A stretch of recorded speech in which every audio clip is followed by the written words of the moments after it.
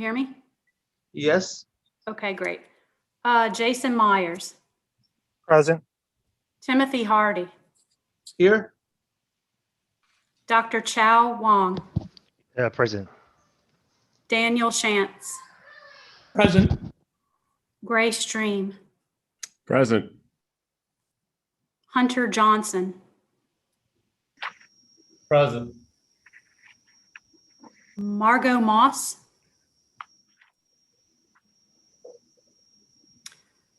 He is Mary. present, but couldn't hear you, Margot. Margot's Sorry, present. I'm on mute. Present. Gotcha. Mary Lee Orr, Here. Morris Johnson, Here. Nathan McBride, I'm here. Roman Hardy,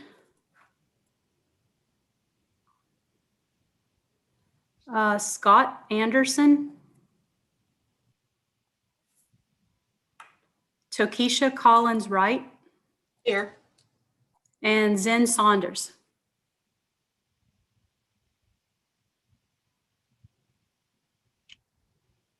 Okay, we do have. Sorry, double muted here. Good afternoon, everybody. Zen Saunders. All right, thank you. Yes, we have a quorum, Chairman. Thank you.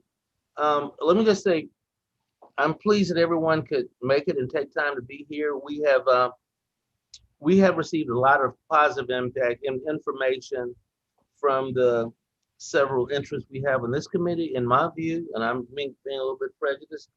And I think this is, although the other committees are very, very important, I take pride in saying what we do on this committee is as important as any that's a part of this process. It has come the time that we have to start to work on specific strategies and actions. So although in concept, we've talked about, I think, some great things, especially with emphasis on not only the details, but on equity as we move forward with these. I just think, and the more I listen to the news and more I see what's going on in Washington, we are right where we need to be on these issues with input from all. And Mary Lou, when I see you nodding your head, I do know you will make sure we stay on the straight and narrow. I think this is an idea whose time has come.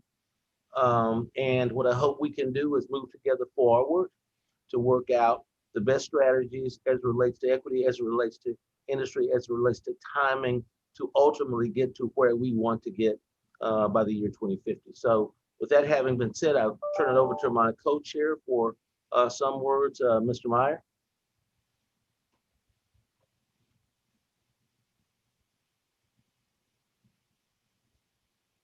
Mr. Myers, I think you're on mute. I'm sorry. Technically challenged here. Just want to echo the same sentiments Tim just said and just thank everybody for joining us on a Friday afternoon, a beautiful Friday afternoon. Got a lot to get to, so we can just get going when y'all are ready. Thank you, Mr. Myers. The next item on the agenda is approval of minutes. Do I have a motion? Not everyone at the same time. Do I have a motion? Motion to approve. That is moved is by whom? Tokisha Collins Wright. Thank you. Do I have a second? I second it, Mary Lee Orr. Second by Ms. Orr. Are there any objections? Without objections, those minutes are approved. At this time, for action development process overview, overview, I'd like to turn it over to Lindsay at this time. Lindsay? Thank you, both of our chairs, for those great opening remarks. I'm going to share my screen with you all and just walk through a brief presentation regarding the action development process that Colleen and I presented on in the February all hands meeting, and we've received some really great questions on the process since that meeting, and just wanted you all to be aware and have answers to all the questions we've gotten from the committee members and from the public as well. But before I dive into that, I'm just going to lay out a few desired outcomes that we have of this meeting. As both of our chairs mentioned, there's a lot to get to on the agenda, and this is the day when we finally get to dive into developing the actions and strategies of this sector. So I know that's been very long awaited. And with that, we really want this to be a working session to create a discussion among all of you members. So Harry will be facilitating those working sessions with leadership from the chairs. I'll walk you guys through some process steps at the beginning and then at the end of the meeting. And Colleen McHugh from the Water Institute, she'll be taking live notes for everyone to see during the second working session when we dive into actions. And she may chime in with some additional and clarifying questions as we go, so we can be as specific and use them most of the time that we have together. So before we jump in, I just wanted to set some desired outcomes of what we want to walk away from this meeting with. So we'll start with after I walk through the action process, addressing those questions, then we'll have a brief time to have a working session on developing a draft list of sector-related strategies. So those overarching strategies that will help meet our emission reduction goals in this sector. And then after that, we'll take those strategies and begin to break them down into potential actions for this group. And then after we have a thorough list of actions developed, we'll then assign a point person to develop an action proposal for each. So we're thinking that will take about an hour and 20 minutes. Want to leave plenty of time for discussions, and I'm sure you guys will have great ideas on that. And then we'll just finish out by, I'll talk to you all a little bit about the April cross-sector workshops that we'd like to have and get some input from you all on what might be most helpful to discuss across groups. And I'll reiterate this a few times in the meeting, but our goal today is really brainstorming and broad thinking, so we can combine and refine and rework our strategies and our actions as this process goes on. We want the opportunity to just get it all out there today. So we'll start each working session with some desired outcomes and ground rules, just so we can all stay engaged and so everyone has an opportunity to speak. And so with that, I'll just address some of the great questions that we've been receiving on the action process. So some of those include the process of submitting actions, what happens to my action once it's submitted, how are actions evaluated and weighed, can we collaborate and how do we collaborate, and then how are public submittals incorporated into the process. So just wanted to fill some of these gaps that have been identified over the past few weeks for you all. So first, to address the process of submitting actions, I thought it'd be helpful to lay out the meeting schedule for you all over the next few months. So as we're meeting today to have a working session to brainstorm strategies and actions, our goal today is really to identify that list of potential actions and assign a lead for each action from this committee to draft in our proposal template. And then, as I mentioned, in April, we'll have some cross-group working sessions. That way you can receive feedback on draft actions and understand cross-disciplinary lenses, as Mr. Hardy mentioned, that we are keeping our eye out for in this process. And so the goal there is just to mix up our groups and provide some refinement on select action proposals with feedback. And then we have that April 30th action proposal deadline. And that's when we would want all of you as committee members and also the public to submit your action proposals. And I'll remind you again of that at the end of the meeting, since we won't reconvene as an individual group again until May. And in that May meeting, we'll then have the opportunity to discuss sector action proposals, those submitted by the public as well as the committee, to identify gaps and highlight common and alternative approaches in that May timeframe. And so we know this is a big lift over the next 2 or 3 months and will require a significant amount of outside meeting work time. So we really appreciate the work that you all have been and continue to be willing to put into this process. But knowing that as this year goes on, and this diagram might explain that even better, but as the year goes on, your workload will be a little bit lighter, though we will continue to keep you and the chairs engaged in this process. So to hone in on the role of the sector committees just a little bit more, I briefly wanted to revisit just what the role for you all looks like in this process. And so I brought up this slide from the February all hands meeting just to reiterate the direction and purpose of this group. So the role of the sector committees is to develop the details of the actions and how they support those broader strategies. So proposals are tasked out to be developed in today's meeting, not speaking on behalf of the committee or the staff, and nor does sector committee actions that are discussed today, they won't be automatically submitted into the climate report that's developed next February. But this really is an opportunity in the committee to bring together expertise in the field to ensure that effective actions are developed for the sector. And with that, committees, as you can see, will function to develop and review and sort the actions so that the climate task force can make the ultimate decisions about where actions go. So I just wanted to frame that for you all as we jump into this conversation. Another great question that we've received is around what happens to my action proposal once it's submitted? And this is a great question because as you can see, there are a lot of different steps that a proposal will go through throughout the process. So once the public, the sector committees and advisory groups and task force submit action proposals, we will update our climate website regularly, probably bi-weekly, over the coming month and a half as we begin to receive those proposals from members and from the public as well, just so members are able to see that their proposal has been received in its raw form and is uploaded to the website for others to view as well.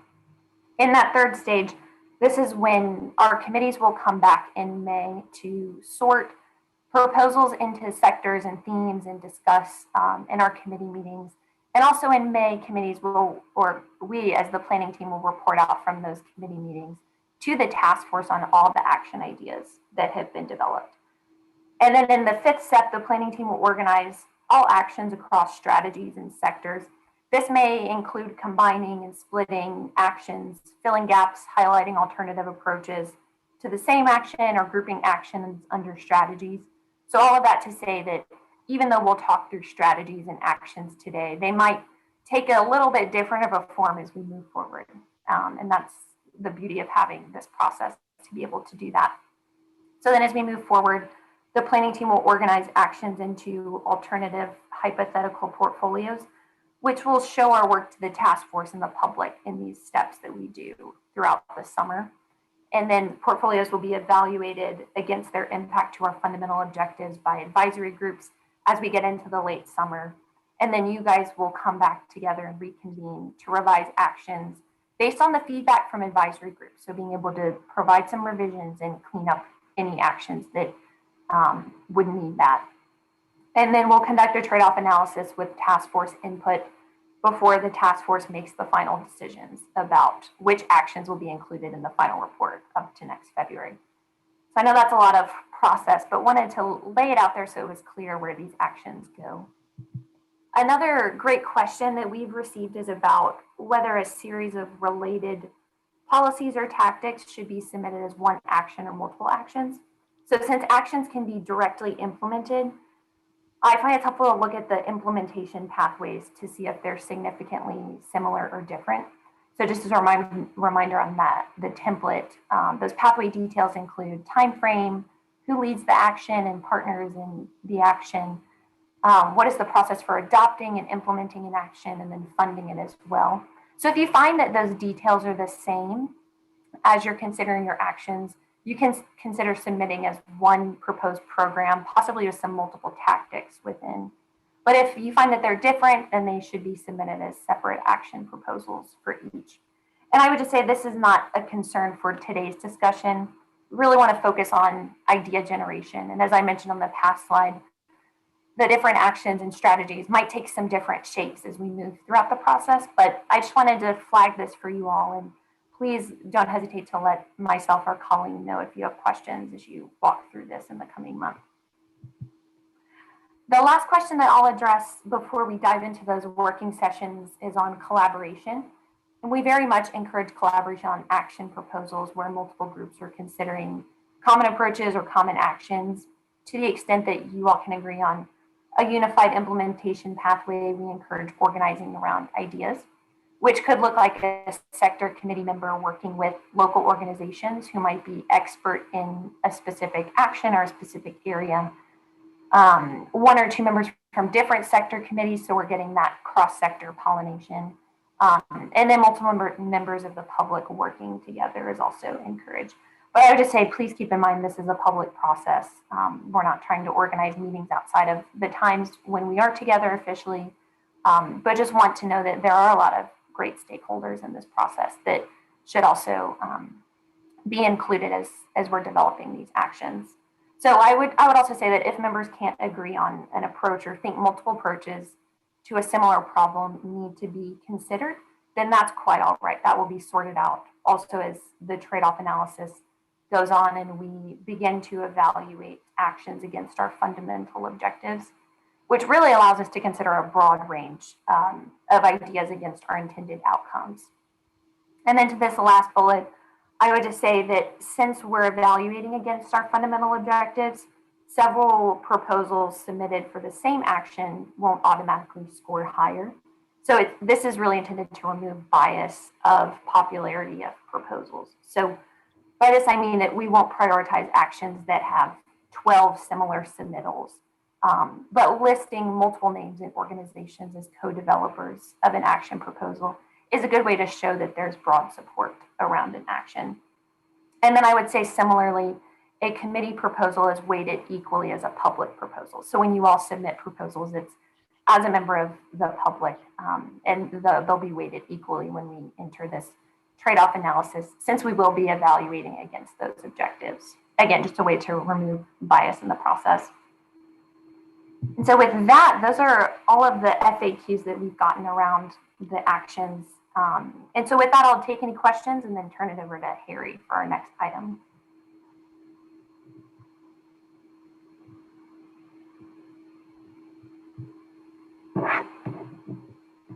Okay, great. All right, not hearing any questions. Thank you, Lindsay. I'll be kind of leading us through the next agenda item, working session on sector strategies. Very excited to really, this is the beginning of diving into the substance. We've been talking a lot about process and delineating, I think, a very thoughtful and intentional process.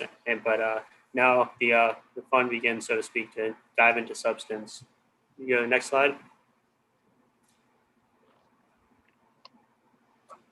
So what are the desired outcomes of this first working session? The goal is to develop a draft list of sector-related strategies. The staff and planning team has put together a starting point, a menu, so to speak, of potential strategies based on meetings objectives discussed in the first meeting, desktop literature review and research, and best practices. The point of this working session is to add, modify, what we put up, on the list, and really to brainstorm, think broadly, and let's generate some good ideas. We will also be looking at not only just general strategies, but how do they apply in the context of Louisiana specifically. And then we'll also go over some overarching strategies that apply across sectors, either economy-wide or just across specific sectors where there's opportunities for collaboration to make sure that everybody in this committee knows that about conversations that are being had in the other committees. And just lastly, as a reminder, a strategy is a high-level path to reduce greenhouse gas emissions. Next slide. And so before we open it up, the ground rules for our discussion. Again, this is a brainstorming session, so there are no bad ideas at this stage. The point is to throw it all against the wall, and through the rest of this process, we'll see what sticks. And again, as I mentioned, think about what success looks like in Louisiana for this sector. And we'll be capturing concept ideas and possible strategies. These strategies, again, don't want people to sweat the exactly how they're grouped or what your ideas now, but we will continue to develop and refine as we go along. We can reword or refine, certainly. And also, I want to note that please throw out if you're concerned about whether it's a strategy or an action, please toss it out. But we will have a strategy discussion, a working group session right after this, and so we might hold on to that. If you raise an action, we might flag it for the next working session. And then lastly, just share the floor. We want to make sure. You are all on this committee because you bring technical understanding or specific skills or experience. And so we want all of you to share your thoughts on how to reduce net emissions, greenhouse gas emissions in manufacturing and industry sector in Louisiana. Next slide. All right, so this is what the planning team put together from that desktop research and best practices. And so the bolded titles are just headers. The actual strategies include, so under efficiency and use, the increasing heat and power production efficiency, increasing process efficiency, and HVAC and lighting efficiency, reducing waste and leaks. Under the fuel and power source, increasing electrification, where electrification is not practicable, increasing the use of blue or green hydrogen or natural gas with carbon capture. For feedstocks, equipment, and inputs, we outlined or identified some possible strategies that include increasing the use of low or no carbon materials, incorporating recycled or byproduct feedstocks, eliminating high global warming potential emissions, reducing greenhouse gas footprint of facility construction and equipment. And then for product use and under product use and disposal, we identified reducing the use of products with high greenhouse gas footprint to the time of use ratio. So, your single-use plastics, for example, and then design products with disposal or reuse in mind. And then we'll go through the sector-wide or the economy-wide and intersectional strategies as well. And then we'll come back to this slide or a different slide when we actually go through our brainstorming session. So next slide. So some cross-cutting strategies. So that commingle with power production, distribution, and use is increasing electrification, deployment of renewables, upgrades to transmission system, increasing deployment of carbon capture technology and infrastructure. There's the possible intersectionality with ag, forestry, conservation, and waste, with methane recapture and energy generation, biofuels and biochemicals, incentivizing local generation of electricity, and reducing over-application or waste of bulk chemicals or fertilizers. And with transportation, there could be some overlap with reducing greenhouse gas footprint of supply chains and logistics. And then moving to the economy-wide themes and strategies, or just the general, so there are economy-wide mechanisms, but we also want to be mindful of other themes that we heard in our last all hands on deck meeting, the importance of infusing equity into all our strategies and actions. Also need to be mindful of economic transition. Engagement and education certainly is important as we go through this process and after our final report is complete. Research and development is going to be needed across the board, and also identifying, creating financing strategies as well, also critical. So with that, I think we're actually going to click out of this, we'll go back to this slide and really I'll turn it over to our chairs to kind of give their opening thoughts, and then we can open up to the floor.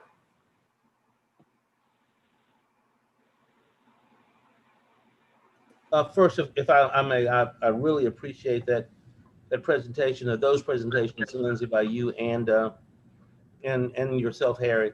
What I'd like to say at this time is just reemphasize there are no bad things to throw out. I mean, we can figure, down the road what's a strategy and what's an action. But what I'd like to do at this point is to hear from members of the committee, things that are important to you in your sector, where you come from, because there were a number of things that were just mentioned, the sensitivity toward your sector, timing, equity, education, all of those are absolutely important for us to get to as a group where we want to go. So the thing I would request of you, beg of you, is not to be shy about putting things on the table, We said a long time ago, we will handle this committee with respect toward each other, but this is crunch time.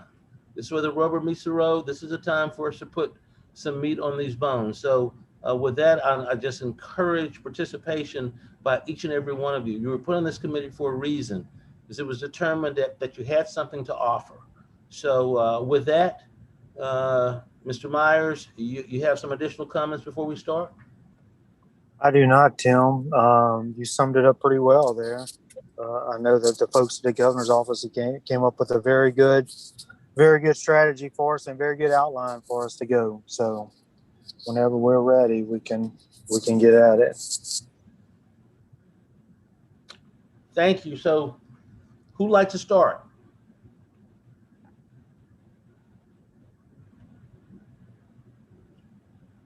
We have some real personnel. Feel free to unmute yourself if you have any ideas, or you can raise your hand. Hi, team. This is Chow from LSU. I would like to start if no one wants to start. And I mean, I would see, because I see this energy efficiency and use is really related to what we do at LSU. Just kind of quick, brief introduction. And I'm the assistant professor in the Department of Construction Management at LSU, and also the assistant director of the LSU Industrial Assessment Center. So our center is funded by U.S. Department of Energy. So what we do, we have two goals. First goal is to, help provide technical assistance. So specifically for small, medium-sized manufacturer, we provide no-cost energy assessment, energy water assessment, and also we also look at productivity as well. To the small, medium-sized manufacturer, help them reduce the utility costs, and trying to help make their business more compatible. And the second goal is train the future energy engineer students. So every assessment, we are a team of faculty, and students on the side, hands-on assessment, typically one-day assessment. And we have been operating for 5 years, since 2016. Have been conducting more than 50 assessments so far. Most of the assessments are within Louisiana. There are a few in lower Mississippi as well. A few things I want to mention here is definitely energy efficiency should be the first thing, and is the easy thing to pick up by the manufacturers. Because no matter how you create a new energy, renewable or green energy or traditional energy, we're not trying to force people to use less energy. We're trying to make sure the energy you are using are efficient, do not waste energy. So we typically go into a facility, we go through their production flow and go through their energy consumption equipment, air compressor, boiler, pumps, motors, and lightings, building installations, etc. So we take a look at it, do some data collection and measurements, and then we provide a final report, including a list of saving recommendations. So you can see all the detail showing you, okay, if you do this, how much you can save, how much you're gonna spend upfront, and what's the payback. So what I would suggest for the manufacturing facilities, first they should have to develop their own corporate energy goal. Maybe by 2030, reduce 20% or 10%. It depends their own strategy, but they should have their own energy goal.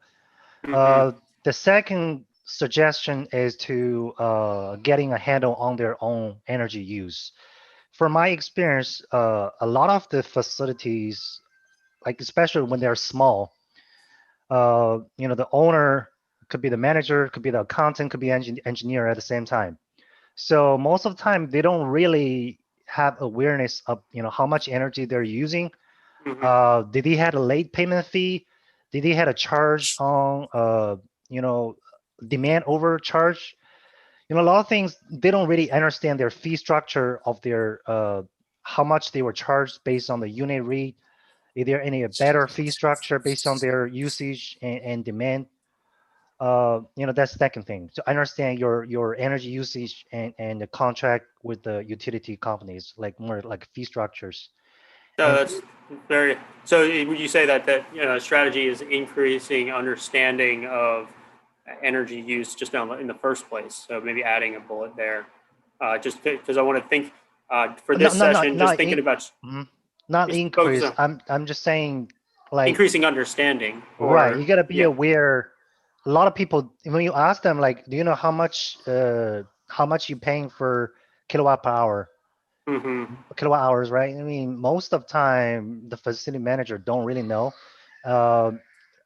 Very few facilities we've been to, they actually have the recorded demand data, right?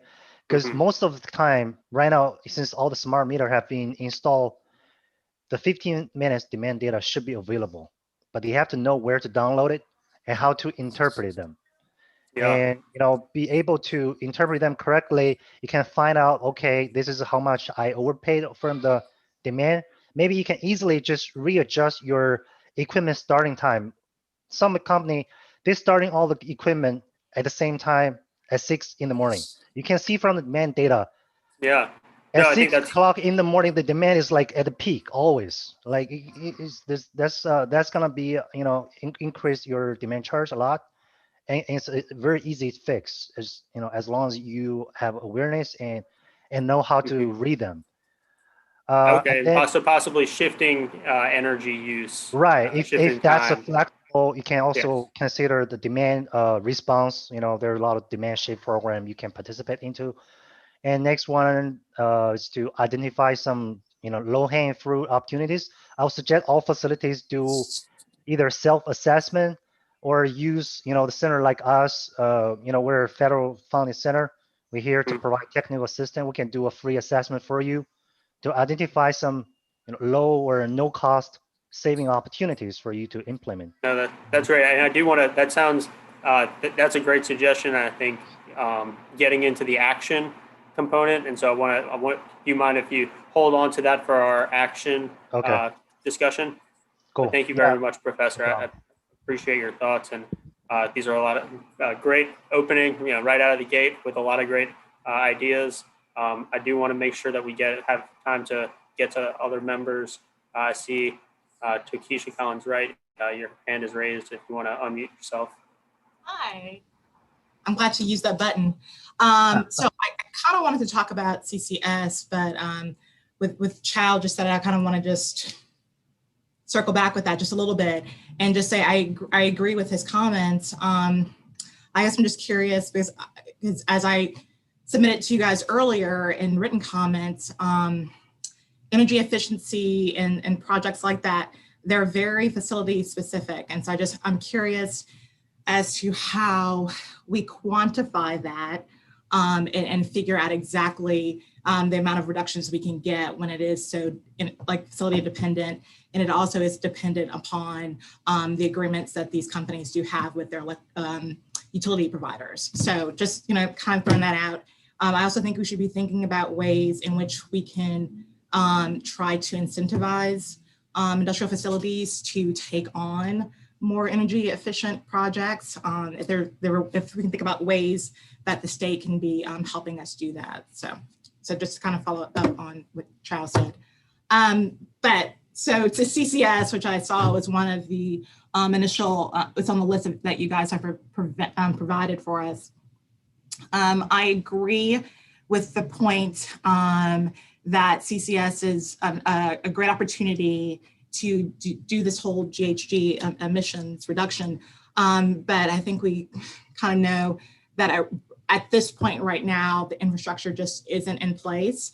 And so if we can really think about the ways to make this more economically feasible and also to kind of do what we can to increase capital investment to build up that infrastructure to make this a more reasonable, more feasible, or more a better way for us to implement CCS here in Louisiana.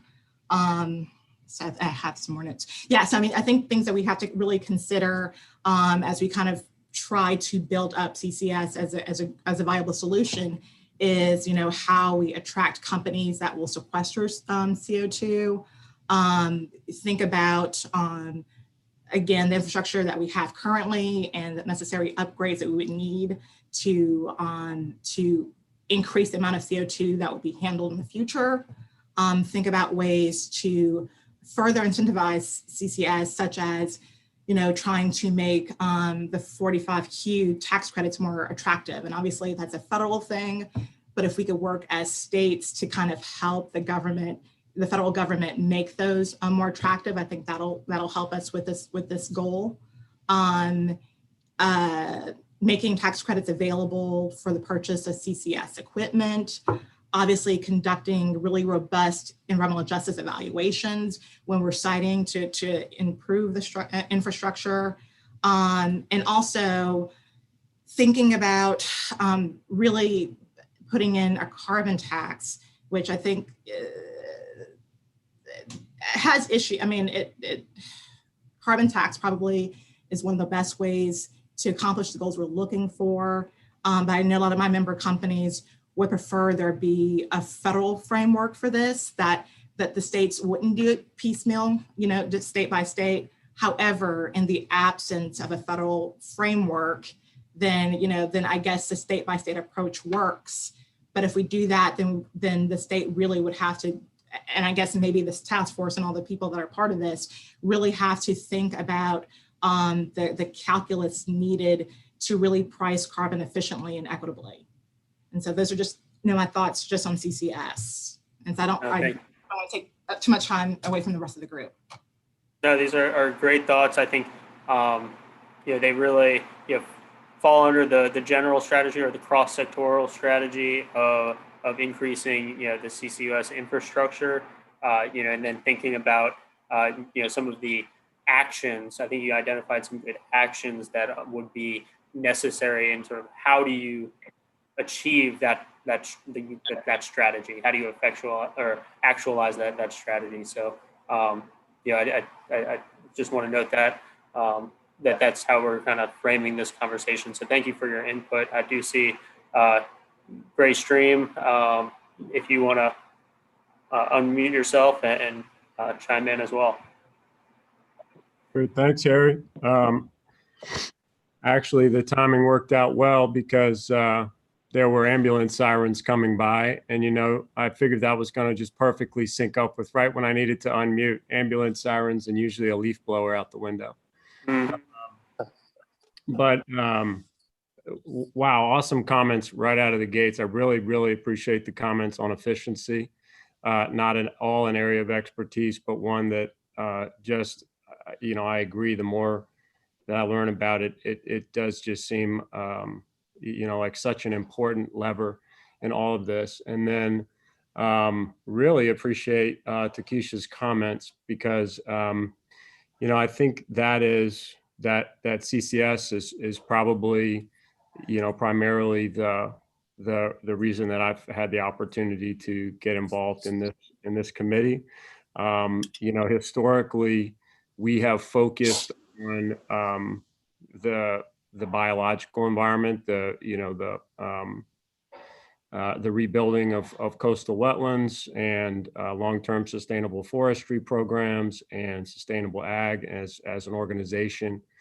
And in fact, we invest in renewables, including solar technologies, and even more recently, potentially trying to bring manufacturing back to the U.S. where it absolutely is not. So, but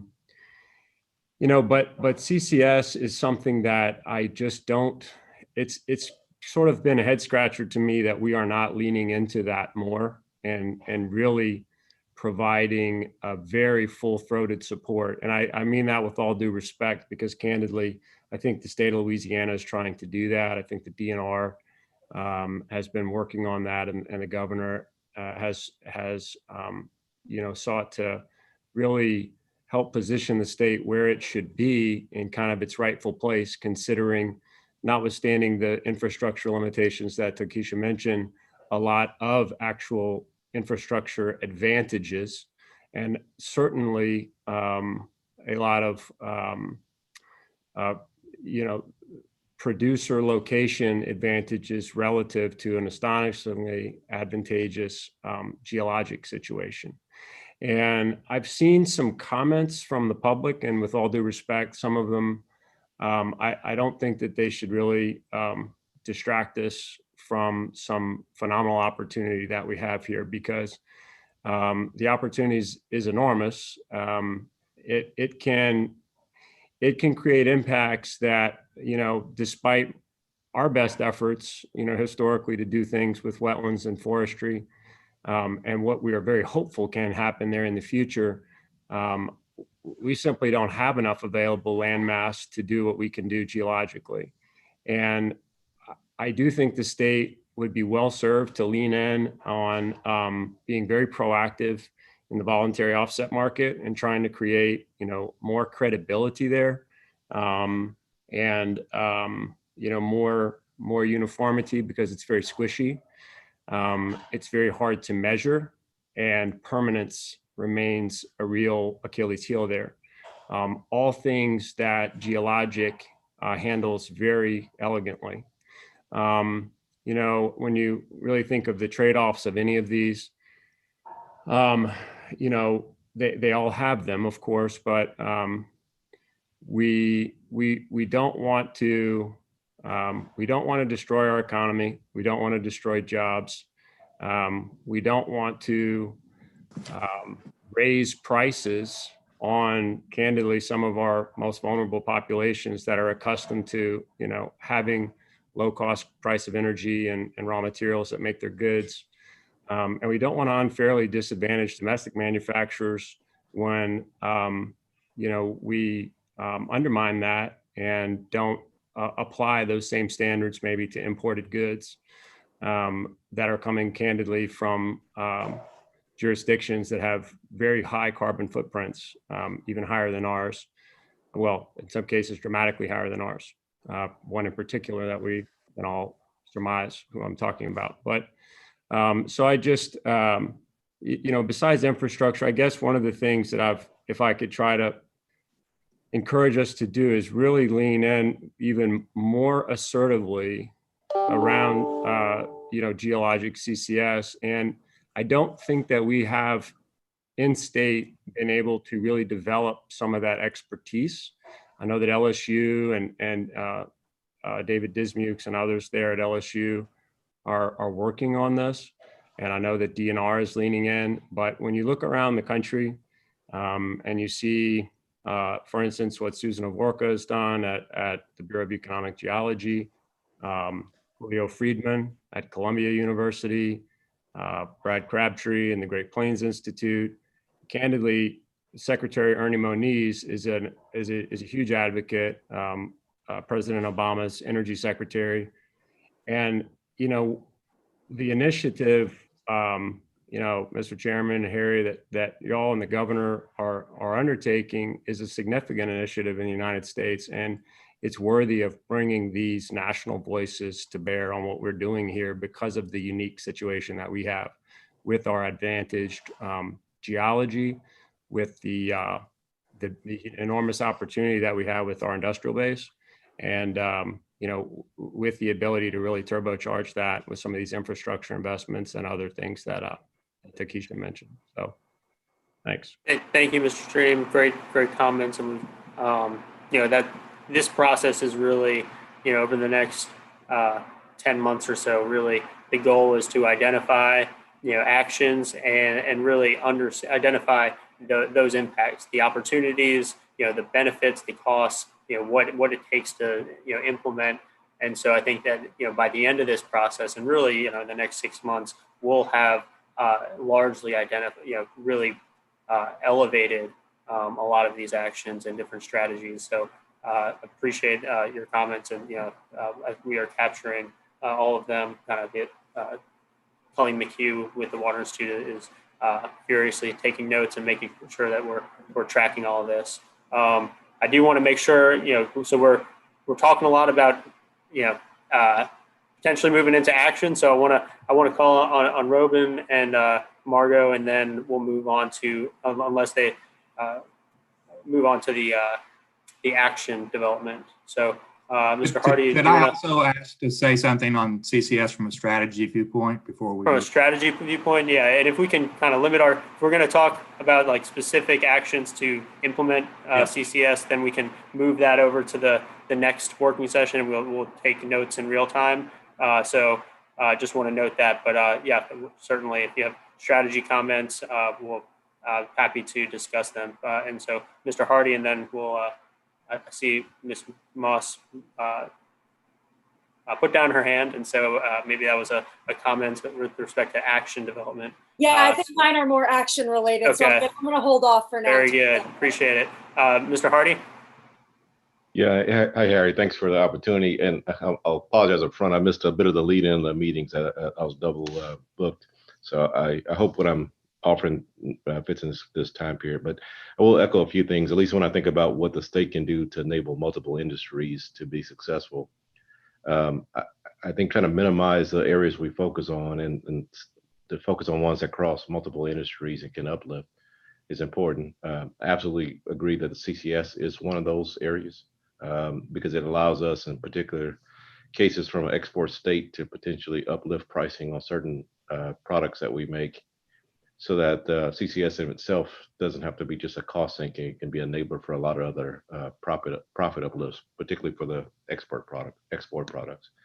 So I think all the comments around CCS as a focus area, I think fits very nicely. I think the other area along those eyes, from a strategy standpoint, is electrification. I think will be a big part of the story, but I think also allowing companies a method to participate and move into more sustainable forms of electricity, which we're not allowed to really today easily in this state compared to Texas and other places. I think what I talk about is a strategy, because I think that also can speed up the pace of solar and wind and other ideas that we otherwise would have to go at the pace of the government. And then the last pace is, I think a big part of our story in the state, not the only part, but a big part would be the growth of the chemicals industry as an enabler for future sustainable solutions. So light, strong products can be a key part of this. A big part of the response to the growth of chemicals will be the ability to manage plastics recycling, and thinking about are there enablers strategy-wise that allows those businesses to grow. And I know it's not directly a greenhouse gas emission piece, but it's an enabler for the transitions that I think will be important across the world. I'll stop there. Great points. Thank you for that very timely comments, and particularly with the choice on electrification. But all of those comments are great. And before we move to the action development, I did. Was it Mr. Anderson? Yes. Okay. Yes. So I'll just real brief, but on CCS at a strategy level. Environmental Defense Fund concurs that it's got the potential to be a very big part of the solution, and we believe that if projects are operated and regulated properly, that there's every reason to think that they can be done with environmental integrity, which we define as no leakage to the atmosphere, no groundwater pollution, and no significant earthquakes. But the point I would like to make about that is that it's obviously important that CCS work as advertised, but it's not a trivial matter, though, to operate and regulate these projects correctly. They're very sophisticated. A lot can go wrong, so they're not automatically successful. And then the other thing I wanted to say at kind of a high level echoes a point already made a time or two, which is that it's going to be, I'd say, especially important for CCS projects to pay attention to the environmental equity dimension, because that does have the potential to be a downside to at least some of these projects. Yeah, thank you for those comments, and those are, as the action templates are developed, we will then move into, and the advisor groups are going to look at those consequences and looking at the consequence and doing a consequence analysis. So all of those impacts will be identified and discussed and up for the task force to consider, certainly. So thank you for those comments. And so with that, we will move to our next working group session. But I will note that if you do have any additional thoughts, on strategies, strategies are not set in stone. We will be, as the actions come in and are developed, we may realize we need to reorganize, our strategies to make them fit more neatly. So just to note that. So now we'll start an 80-minute working session. The first 60 minutes will be idea generation. The last 20 minutes will be we'll focus on assigning out the development of these action templates. Similar outcomes. So we'll brainstorm a thorough list of potential actions, and we'll start under those strategy headings and ask committee members to identify actions that support each strategy. Then we'll assign committee members to lead roles on action proposal development and identify any additional research tasks to support the action development, and whether that could be to a committee member based on their specific expertise or interests, or to the planning team. And just as a reminder, an action is based around specific policy, program, or project that can be directly implemented. So it is the how, how do you make a strategy, turn that into reality. Next slide. And so the ground rules, same as the last one, no bad ideas, brainstorming, think about, Louisiana specific actions. And again, let's try to share the floor just so that everybody can participate. All right, and I think with that, yes, we are popping out of this screen sharing. And Colleen, are you pulling up the slide share or taking notes in real time? Excellent. Can everyone see? Yes.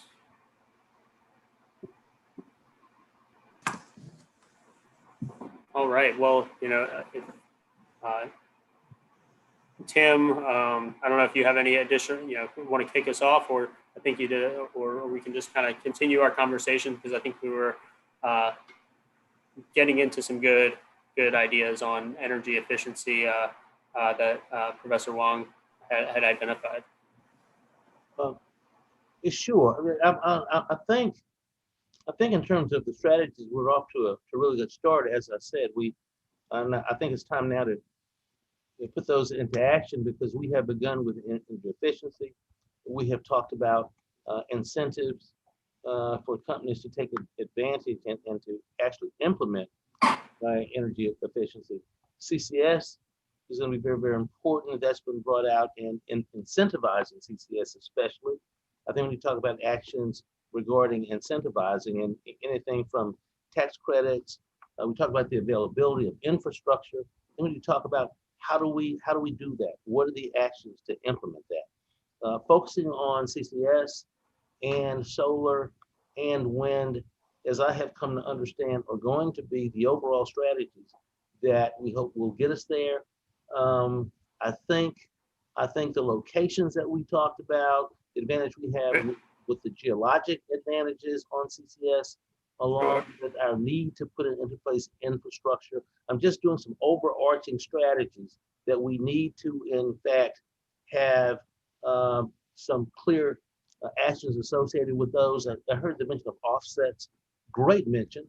I think we could put into place another incentive. And also, we have to be sensitive to maintaining jobs and creating those opportunities. We heard about preventing the raising of prices on our products. We have disadvantaged populations. We have to make sure our actions are sensitive to those as well. And then electrification, as was pointed out by Mr. Hardy, and also as much as we can, was finally mentioned, is taking into consideration that we want to protect leaks into our atmosphere, protect groundwater. And so if we look at all of those overarching kind of strategies, I think, Harry, before I turn it back over to you, the question becomes, Now, what are the actions? What are the actions that we can start to undertake? And again, I don't want anyone to be shy. Let's put it out there. We're a group, and a lot of you have been around the legislature, and you understand very well what sausage making is all about. We might start a little jumbled, but there's no doubt in my mind at the end of the day, we'll get where we want to get. So with that, Harry, that's more than you probably needed me to say. I'll turn it back over to you. No, that was a great summary of our strategy discussion. And yeah, now let's, really dive into the detail, the specific, and let's, we'll get to each, heading in turn. So let's start with the efficiency header, and it can be any one of these strategies related to efficiency. And we can kind of break it, down and just to rehash what, Professor Wong had identified as auditing facilities, and so if people have thoughts on how do you effectuate or how do you encourage or incentivize or require, what are some programs, in addition to the one at LSU that exists, expanding that program, for example. So that's the kind of detail that we're looking to discuss and hear from all of you on what are some of those specific ways to effectuate and structure a program or a policy related to efficiency. Yeah, I mean, I think those are all good points. And from my own experience, specifically in Louisiana, for our energy assessment or auditing, at the beginning it was kind of a little bit challenging to adopt it because most of the, especially small, medium-sized manufacturers, they're more focusing on the production rather than saving a few $1,000s a year on utilities. They're more, in a status of survival, they want trying to see how can we survive as a business. So, I think if we can have a regulation or some kind of requirement by when 2025, or they have to have their kind of cooperate energy goal, right, for energy efficiency improvement or energy reduction. They can do that through a self-assessment or using other free service or pay service. That'll be a good start. And also in terms of incentives, energy does have a incentive program which is called Energy Solution. Right now I think is some kind of tax return from the energy users. They have full money right now for this year. They have about $2.5 million for commercial industry use. We also work with them whenever if we see they are energy users. We always have chance to save, I think, $25,000 as a cap per each meter, each account.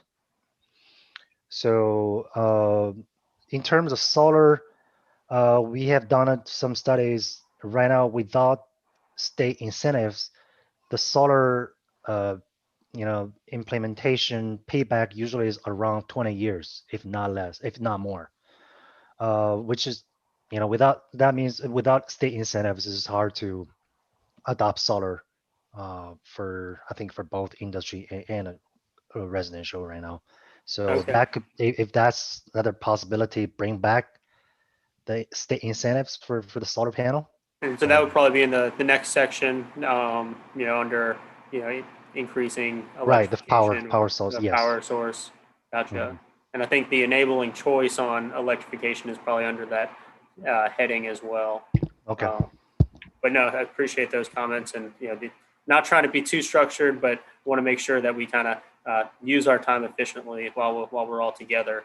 Are there any thoughts on specific policies and programs that you're aware of with respect to reducing waste or leaks or increasing HVAC and lighting efficiencies, or cogen, increasing the use of cogeneration facilities, the heat and power production?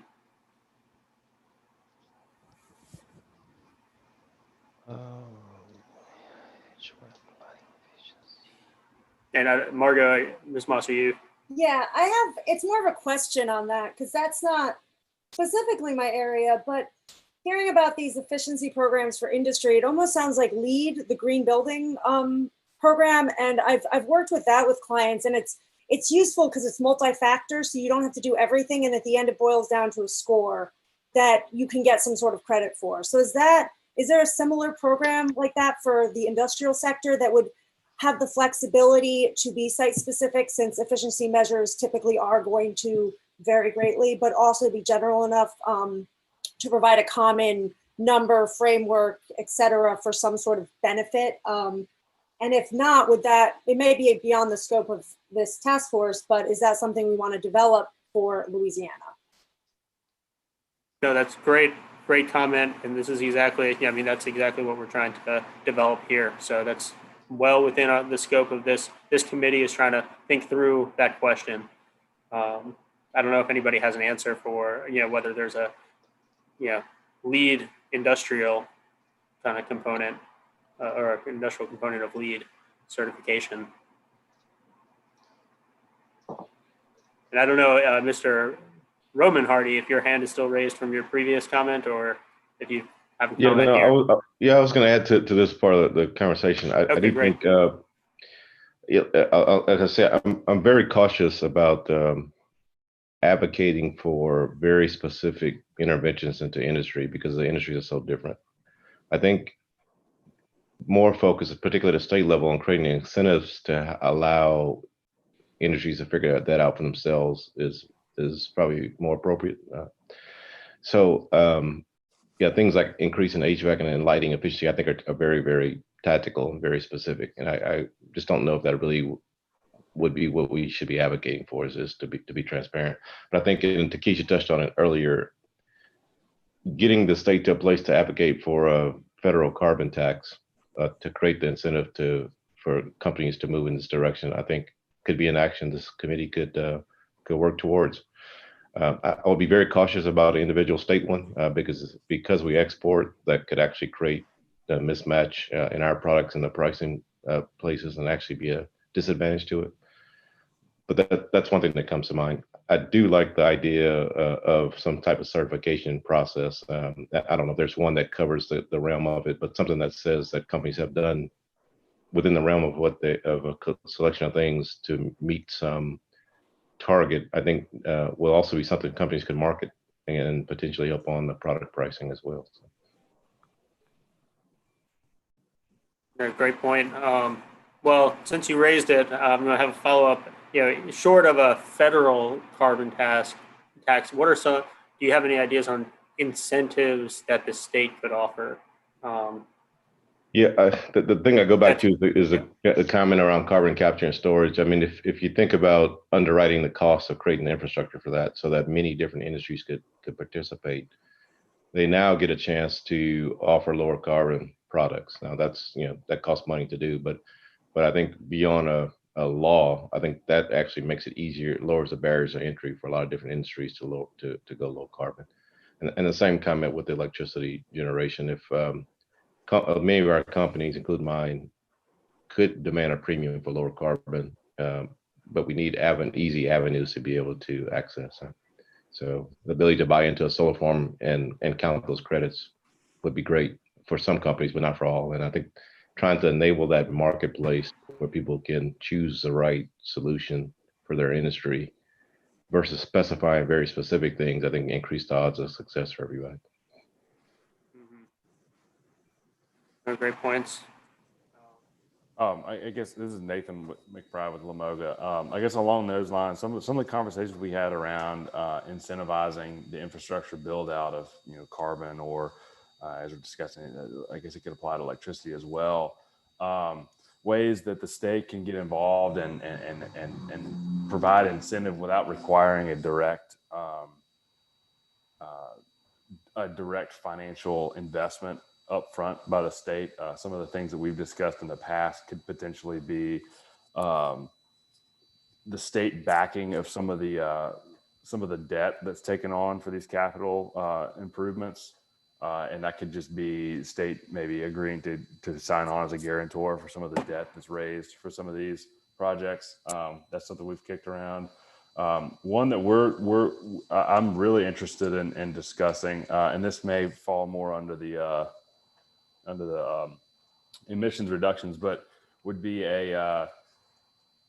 basically a property tax exemption for greenhouse gas emissions reducing equipment that is non-revenue generating, to where basically the state agrees to partner with these facilities who are making these non-revenue generating investments, and the state is agreeing to basically assess these at a lower value, maybe at scrap value, something like that.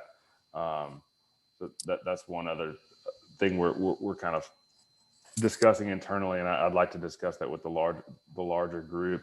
And then finally, I know I'm taking up a bunch of time here. Finally, one other idea that I came up with as we're discussing the leak reduction idea would be, and I know we've had conversations with DEQ about this in the past, but expanding upon this would be allowing for leak detection programs that are required under regulations, allowing like use of technology like optical gas imaging as opposed to manual inspection for leaks and things like that, where you can basically take like a FLIR camera and scan a unit all at once, as opposed to having, and you can get a bigger picture there. So that's just, like I said, leveraging technology for leak detection. Thank you, Nathan. Yep. Let's go see Mr. Johnston, then Ms. Moss, then Ms. Saunders. Thanks, Harry. I know that a lot of these action items can apply to the various issue areas that you have below. So I'm not, when you put carbon tax up high like that, it gets me sort of preempting the discussion. But under this particular issue area, I would sort of highlight the notion of use of recycling waste and using as feedstocks more of the components of waste that are generated particularly by industrial facilities. That's something that the state can incentivize and actually make a big difference in having that kind of a waste program. I have a lot of thoughts on how to lower and incentivize CCS and all the areas that we've talked about, that a lot of speakers have talked about, but I don't know if you want me to hold those comments to later. Let's kind of see if we can close out kind of the efficiency, but I do appreciate it. So, I mean, with respect to your comment on incentivizing use of recycling waste as feedstocks, are there, is it, are you thinking a tax incentive or some other kind of incentive or program? Or not to put you on the spot, and maybe that's something for further development as take on the action template, but just to with any of these action items, it's usually a carrot and a stick approach, right? You're on the one hand, you lower you create a goal to lower the emissions or the waste, and then you provide an incentive that companies can take advantage of that rewards early actors or people who do it, and you can create it through private market by cap and trade or that kind of thing, or you can penalize it through use of a tax, or you can incentivize it by use of a tax credit. So, there are various ways to do it. Obviously, Louisiana generates through the refining sector. They generate a lot of waste, including petcoke. So a lot of emissions that end up as tier 3 emissions that aren't really accounted. They're accounted for on greenhouse gas inventories, but are not things that the sources themselves are necessarily dealing with. Great point. With respect to energy efficiency, what are folks' thoughts on? So it is, when you reduce your energy use, presumably you are saving money, but oftentimes the payback, I think, as perhaps Professor Wong mentioned, or somebody else, that the payback is over too long of a period to really actually act on it. So, our low interest or no interest or revolving loan program, something that I'm sure there are some available, but expanding that or creating that if they're not available, is that something that, particularly the market participants think would be of good use and utilized, maybe up for the smaller companies or facilities?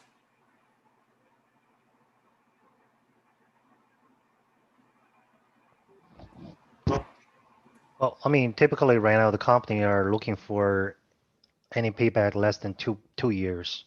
2 years a period for a payback. Usually they more lean to implement it. Of course, they have their own budget for the project every year. But as our experience, 2 years usually is the kind of broad line. Okay, thank you. And then I guess we can move on to Ms. Moss and then Ms. Saunders.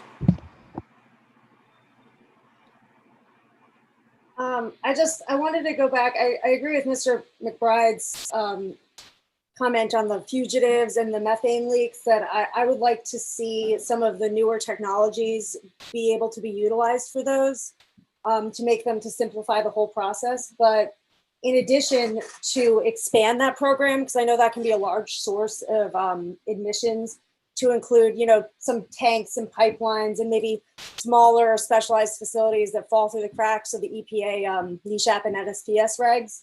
And hopefully by simplifying it, both from like the requirements and then the performance and the reporting side, it'll make it more accessible for some of these smaller emitters to be able to not only prevent those emissions, but also get credit for preventing them if there's some sort of program where that's accounted for. That was my main one. I also wanted to just mention quickly too on the offsets.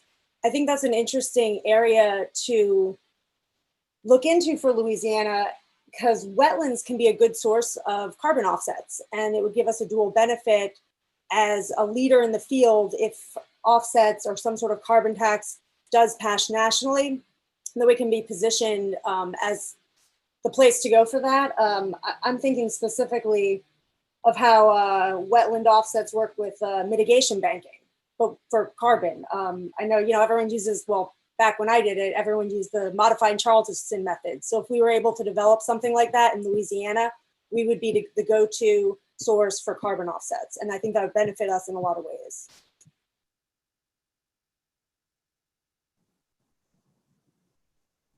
Thank you. And, I do, so perhaps I think we've done a good job populating energy efficiency or efficiency generally.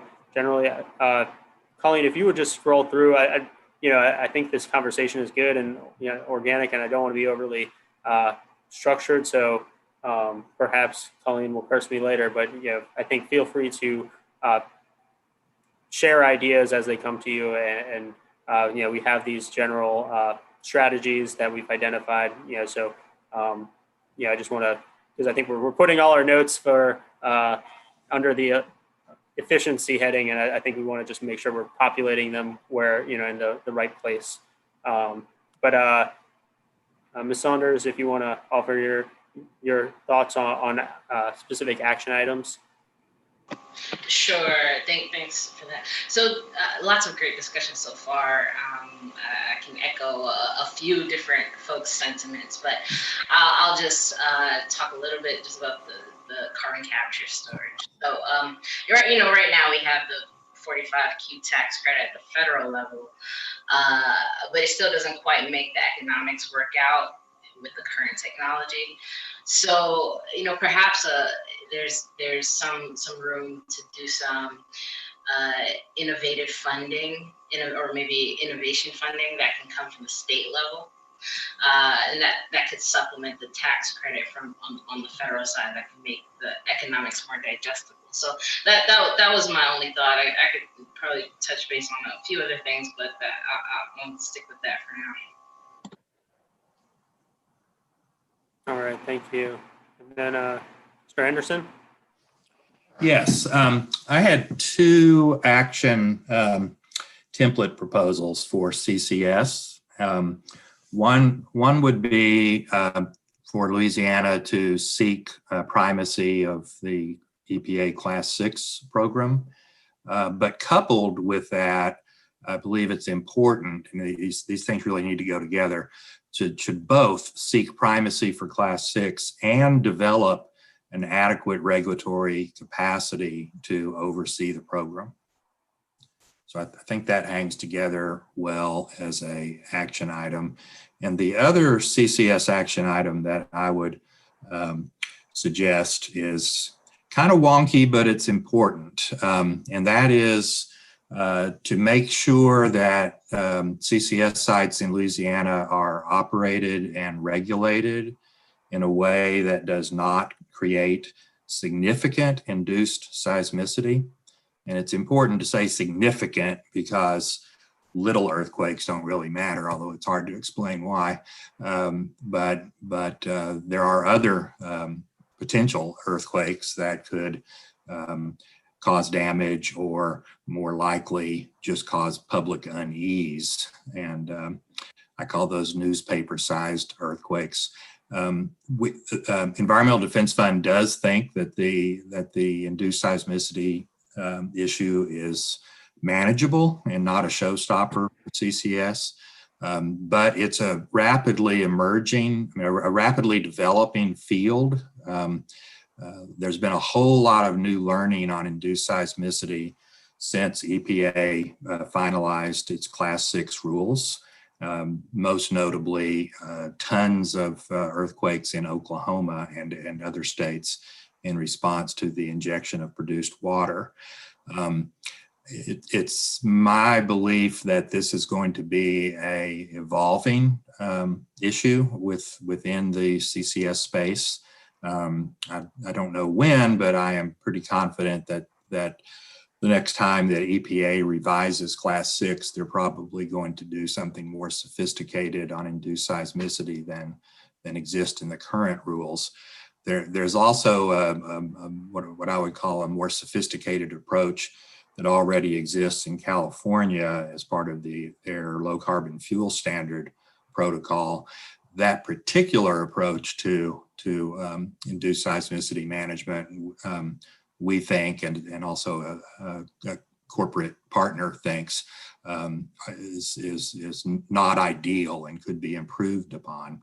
But whether you think of it as Louisiana kind of taking a leading role on an important emerging issue, or whether you just think of it more mundanely as Louisiana making sure that these projects don't accidentally create earthquakes of concern, I think it's an important issue to work on. And I would separate it really from all the other Class 6 regulatory issues. There's plenty of other things that'll probably be tweaked in Class 6, but I think of all the pending Class 6 ideas that I'm aware of, this is probably the one that'll need the most tweaking.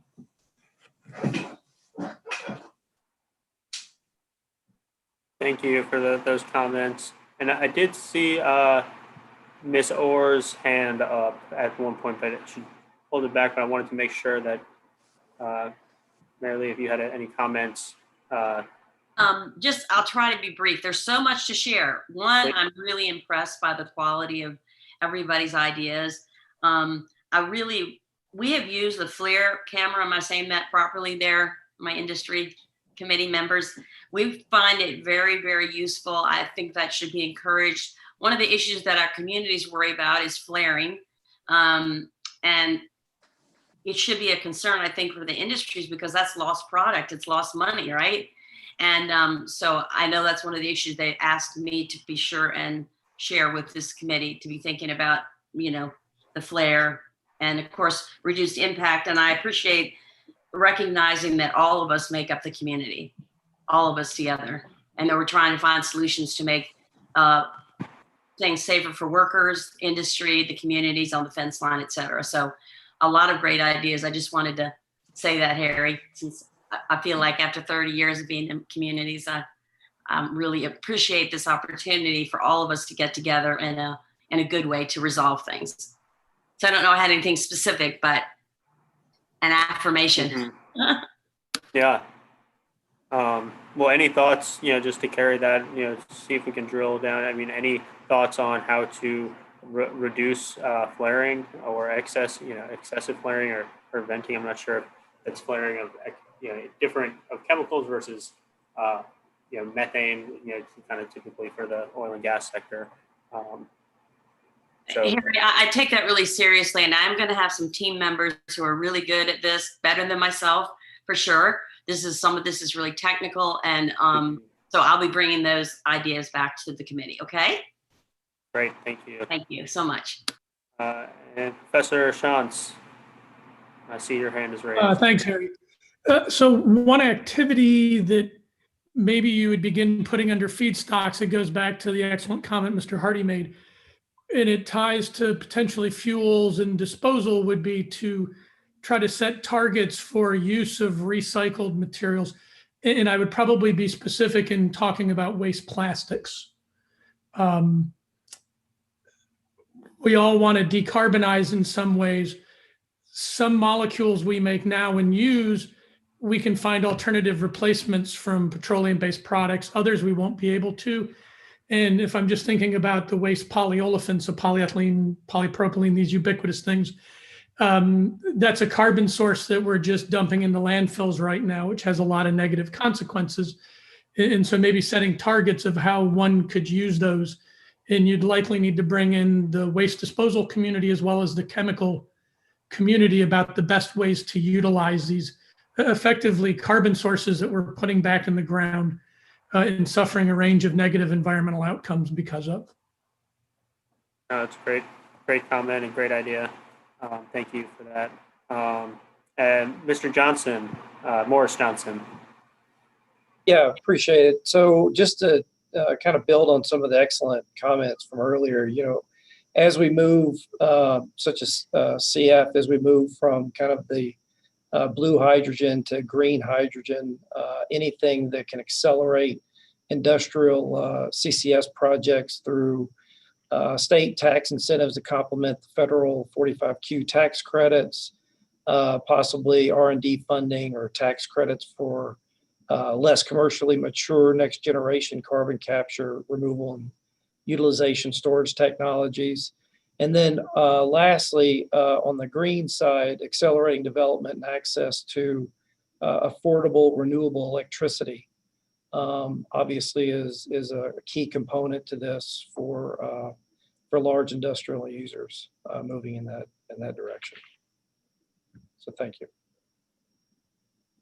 Thank you for those thoughts.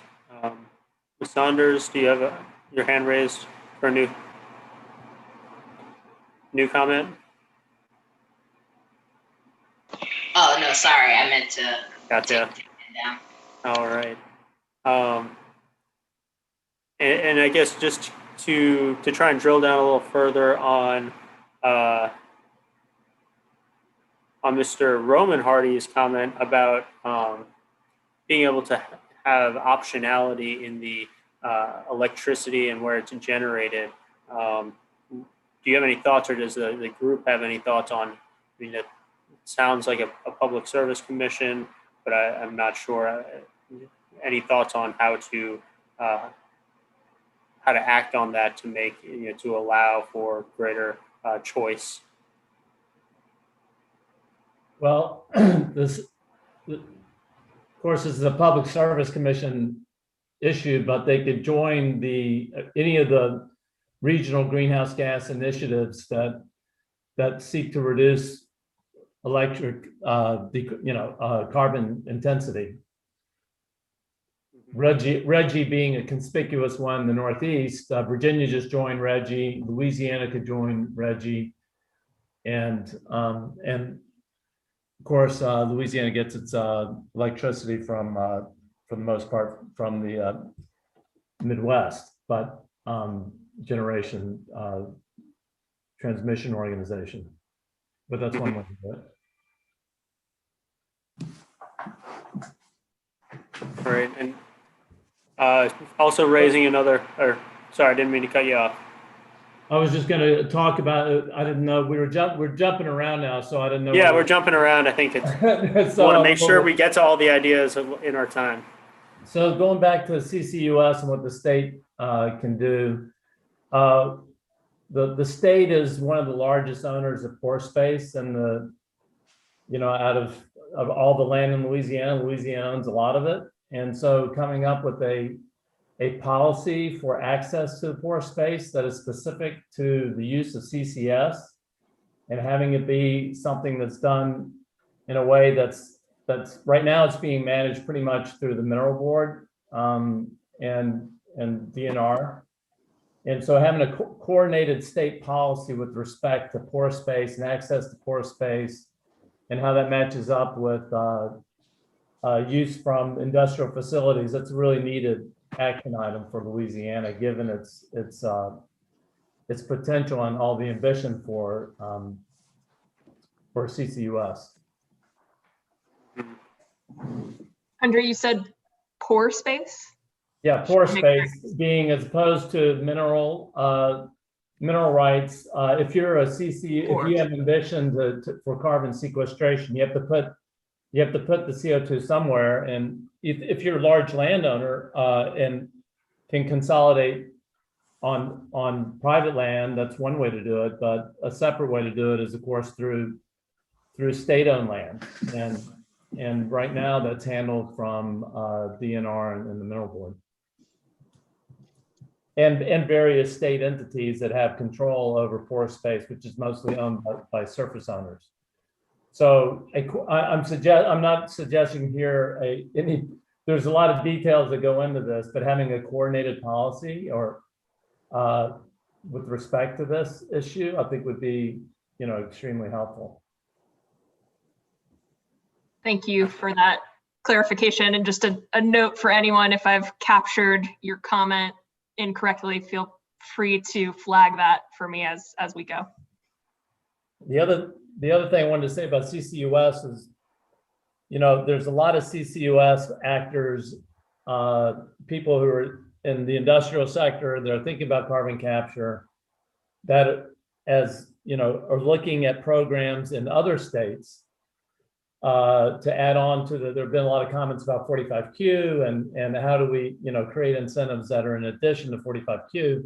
Well, you can do that, at least in several ways. One of them is to have a cap and trade system that the state can impose on emission sources and provide credits to actors who sequester their CO2. And you could have a system whereby the values change over the course of time. And that would give incentives for early actors in carbon capture, but that could create a state incentive system essentially to go along with, say, a 10% reduction by 2035 or whatever target you want to meet. So that kind of emissions trading system, that they have one of those in California. Also, you could have a low carbon fuel standard. I know there is an element of that in Louisiana today, I believe. There's an ethanol blending requirement, but the low carbon fuel standard in California is a big incentive for CCUS operators in Louisiana that are looking at ethanol and carbon capture with respect to that. So those are two ideas. And then finally, just on blue fuels generally, Louisiana has a big opportunity just to market blue fuels. Blue meaning lower carbon, not based on 100% renewables, but decarbonized fuels, whether it's methanol, hydrogen, ammonia, fertilizer, steel, all these sectors, these products that can be made with carbon capture. The state could figure out a way to promote the export of those products are going to create jobs and economic incentive for development of more carbon capture in the state.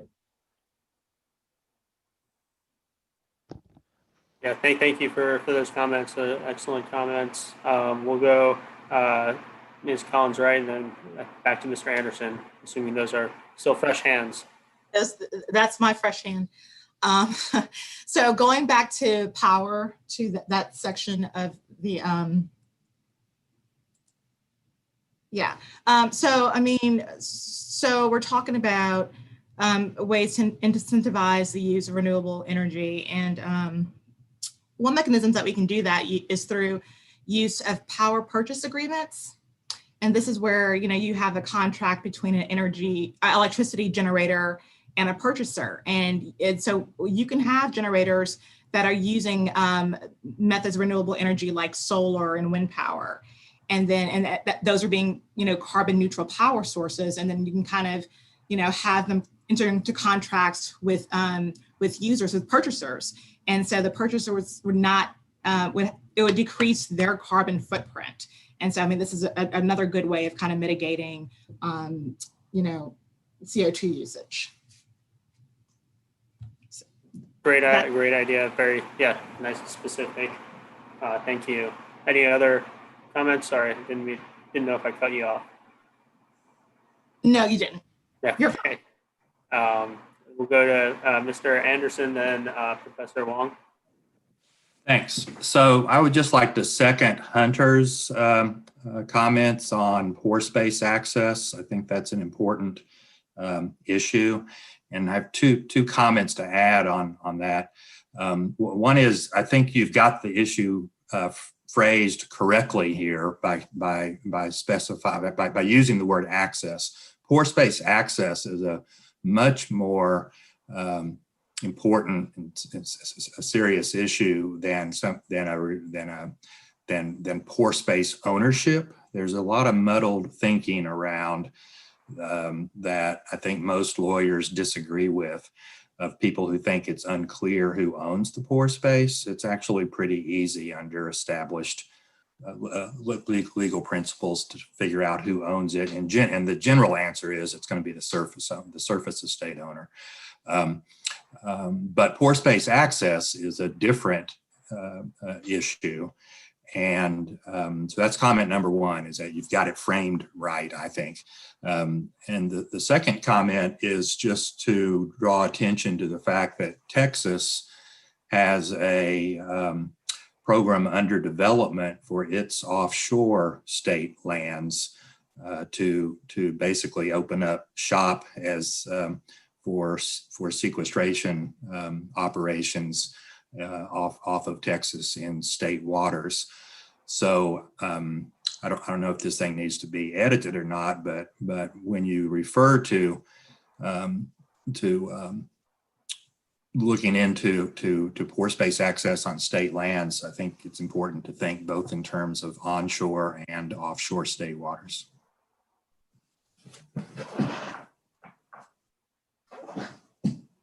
Thank you for those comments.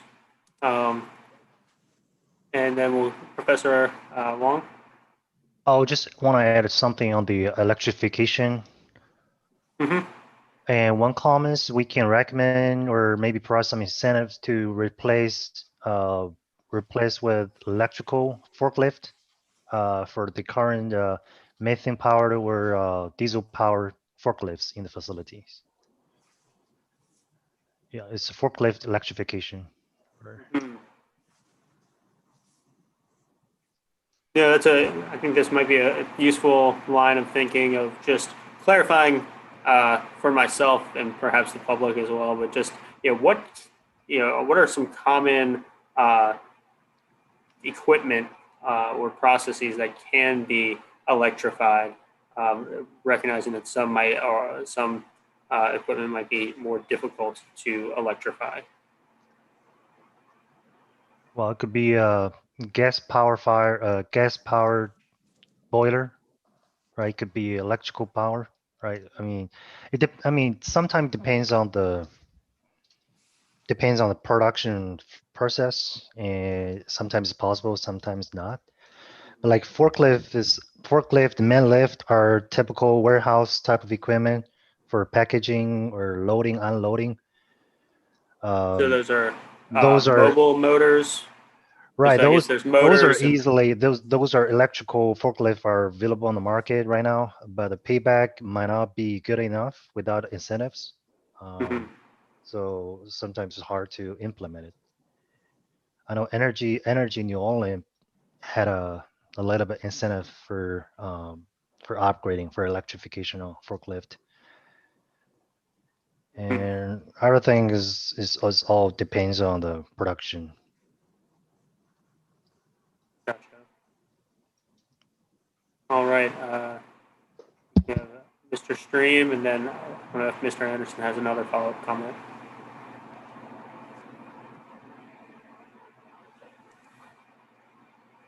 First of all, Harry, I wanted to say thanks for your patience. I know you're trying to keep this herd of cats very structured, and we're all over the place. I'm very guilty of that. But, you know, referring to an earlier comment that was made by, I think, by Margot around kind of this I don't know if it's cliche to say double bottom line, but a really interesting opportunity to achieve two really important priorities. And this is sort of switching gears off of the CCS topic that I was, you know, kind of harping on earlier. But that the wetlands restoration is critically important. These are probably, in terms of a natural environment, more so than forestry or ag practices, wetlands restoration has the highest potential for you know, net incremental carbon sequestration. And there's a lot of interesting research and work that's been done that shows that any of these grown environments, in terms of managing sequestration, are challenged around permanence, but wetlands probably have the best solution around that too, in terms of the most long-term impact. So, but the issue there is that that's going to be achieved, again, currently that would be achieved through this kind of this offset market that's voluntary. And so working to really help create some, you know, standardization, certification, something that's clear and predictable, that has a, you know, a seal of approval, if you will, so that if actors really want to invest in those kind of projects, that they can, knowing that they're doing the right thing. Obviously, there's also been some press around how sort of dubious these things can be sometimes, and kind of, you know, evanescent. It pretty much as good as the, you know, they're good for kind of press release fodder, but are they actually, you know, kind of doing anything in the end? But I really do believe in that as a solution.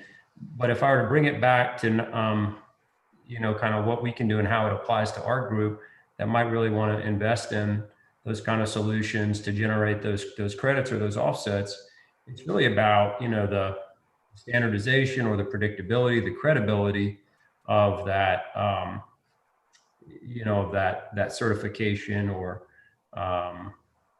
whatever we might call it. And so I know there's a running gun battle right now between a whole bunch of different folks who want to claim that they've got the, you know, the right to lend credibility to any of those, but something that the state might really lean in on to give predictability to, you know, to its actors in this sector, in this space that want to invest there.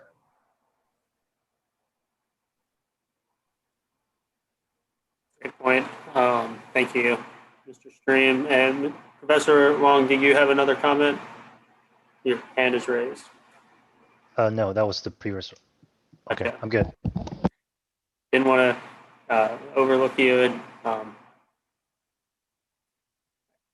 looking at I mean, this has been a great brainstorming session. Kind of looking over some of our strategies. I do want to make sure we hit all of them. Looking at eliminating, you know, high global warming potential emissions. I think that was really targeting the hydrofluorocarbons, which, you know, mainly refrigerants. You know, are there any ideas on? So there's a, you know, recent federal legislation looking to phase that out, and so perhaps, you know, that is happening more on a federal level. But any thoughts on that specifically? I want to make sure we kind of think it through and hit all of these strategies. Mr. Johnson? Yeah, sorry, Harry. I don't know if I got to your last point there because you sort of changed right when you're talking. But okay. I had one other idea. I'm not sure that we've covered it, and it's sort of an obvious strategy, and that is state procurement. Mm-hmm. So just to the extent that the state is a buyer and sets a market, it can have as a goal and as a requirement that it procure products that meet, lower carbon feedstock use, or however you want to define it. Maybe it's related to the point that somebody made earlier, sort of like a leads type of a thing, but make sure that all state procurement is based upon encouraging manufacturers in the state to use low carbon products as feedstocks. Yeah, great point. State as a model leader is something that is being used around the country by other states, and so thank you for raising that. As another option, and another tool in the toolbox, so to speak.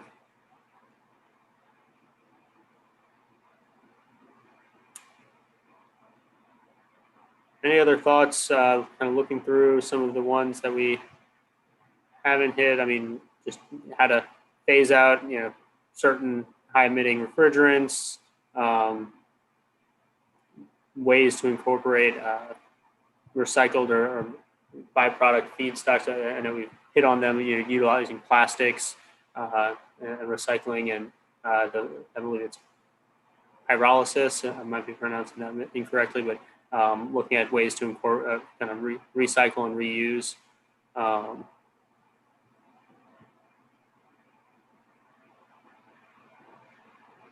Kind of give folks a minute just to make sure we have all our ideas on the table at this point, and recognizing that the opportunity to submit and generate action proposals it runs through the end of next month, and so certainly have opportunities. But this is our last opportunity as a committee to brainstorm together on those initial getting it all on the table, so to speak. So let's see, Mr. Stream.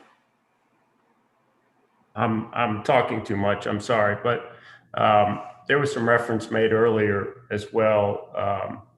And this is a challenge, I realize, but trying to be thoughtful in how we fit into really some things that need to be addressed at a federal level to create, to avoid too much of a patchwork, or to somehow,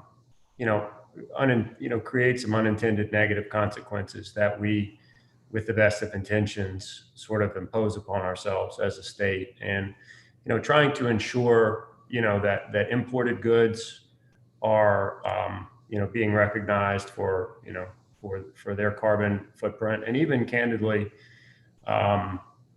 things like solar panels, right, that are being produced typically with the highest carbon fossil fuels elsewhere, and open pit mining with very earth toxic minerals and chemicals, and sort of getting a pass on that, and then we sort of bear the cost of that over here in terms of paying for that. But and those emissions from elsewhere, they're called global for a reason, right? Wherever they came from, they're still affecting the atmosphere. So some of our it's not giving us a pass, of course, in what we do. We all have to sort of step in and take leadership. But, again, really trying to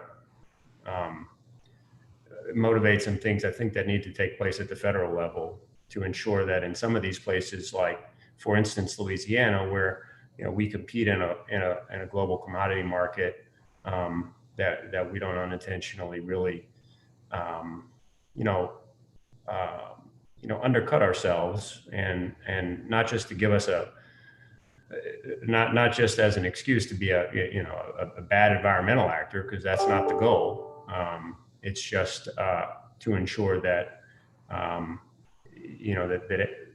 we're being consistent and ensuring that we're really getting good outcomes by making that consistency occur. I think in across all these kind of facets. So again, some of that's complicated because I think it's about really trying to motivate some federal policy, but obviously we're so exposed to kind of global commodity markets in our state economy that it's hard to not want to bring that up. Mm-hmm. So am I hearing, and you mentioned the footprint, of the whole, all of the upstream operations and kind of the whole footprint of a product or of an energy source. And so trying to see if we can drill down into an action. I mean, is it sort of labeling, more transparency on that whole greenhouse gas footprint?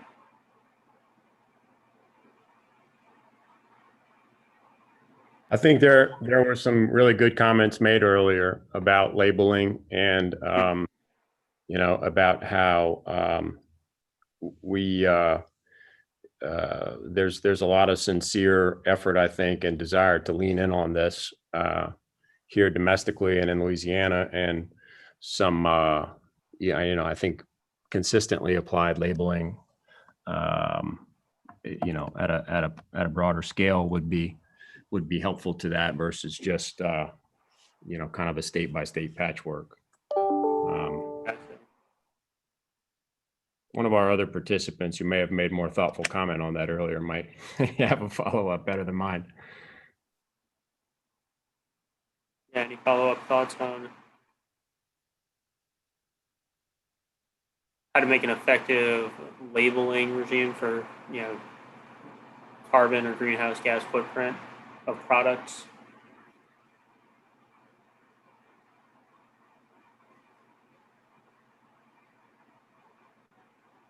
All right.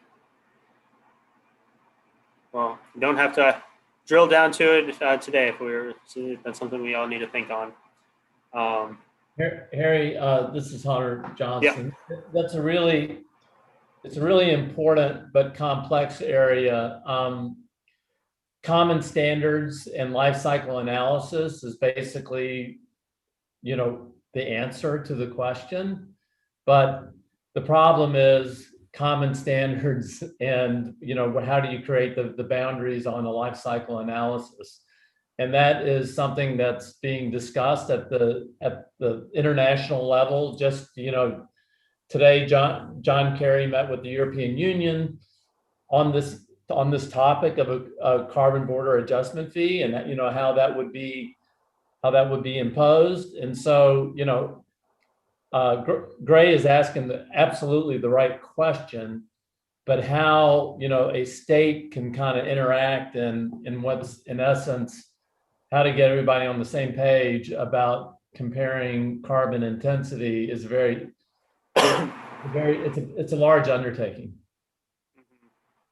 Well, this may not be the appropriate venue, for trying to achieve any real specific solution around it. So take that for what it is. I appreciate that, and appreciate that that is an international discussion. Perhaps there's opportunities for state level engagement or individual engagement with Department of Commerce has a National Institute of Standards and Technology that's seems very much in their wheelhouse as well. I think we want to think expansively about what not only what can happen at a state level, but what should be a priority for the state, because it's a good idea and can help advance the ball, and recognizing that some things may need a regional approach or a national approach, or perhaps even an international approach. But I would like just to add the comment that this is particularly important for Louisiana, which has a lot of fossil resources, not a lot of renewable resources. And because of that, we ought to be thinking about, how blue products can help meet the net zero 50 ambitions, and because carbon capture has got to be part of the solution. That's what the EIA says. It's what the United Nations is saying. But there is, in some quarters, a bias toward green products over blue products. That only if it's made from renewables, should it be really incentivized. And I think that so for Louisiana to be able to have marketable products from decarbonized, from lower carbon blue products, and have those be part of the solution, which I think is supported by science. I think that is really something that the state ought to think about, and about how it can kind of help be part of that solution. Gotcha. Appreciate that. All right. Well, we're hitting our 60-minute limit. I do want to make sure that there are no final ideas that folks have been sitting on. I want to make sure you have the opportunity to identify specific actions that made, particularly any that have not been raised already.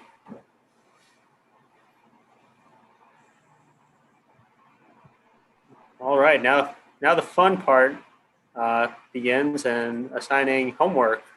And appreciate all the ideas that you've generated. And it's now time to identify who can take a lead on filling out the action template, which is on the climate website and has been shared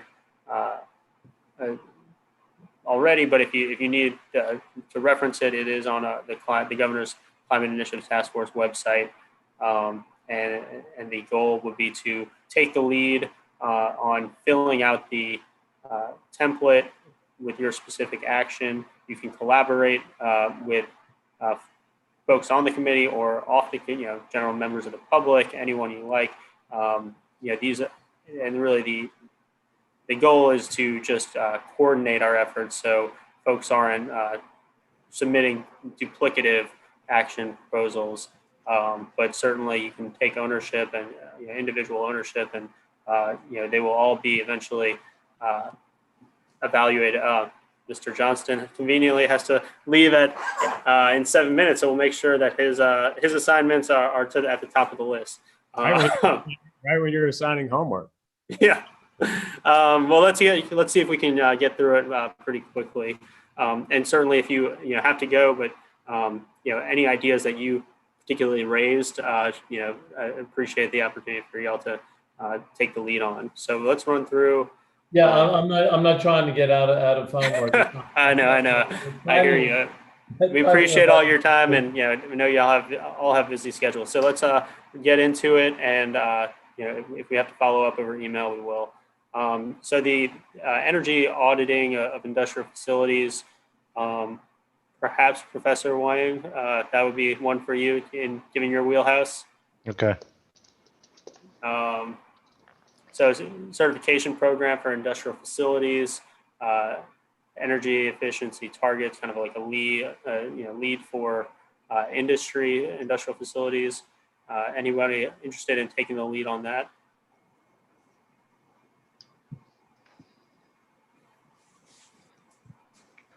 Harry, what was the category again? Sorry. So it's the kind of certification program for like a lead green building equivalent for industrial facilities.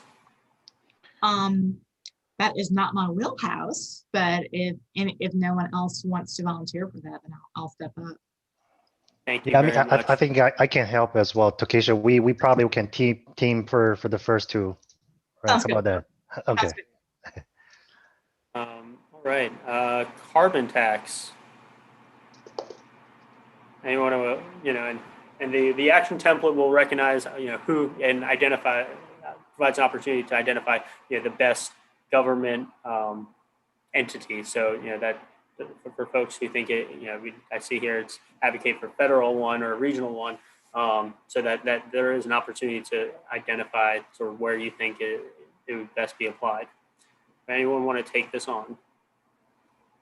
I would like to work on this one. I don't know if I want to take the lead, but I think this is a really interesting, really important one that I would like to definitely give my thoughts on.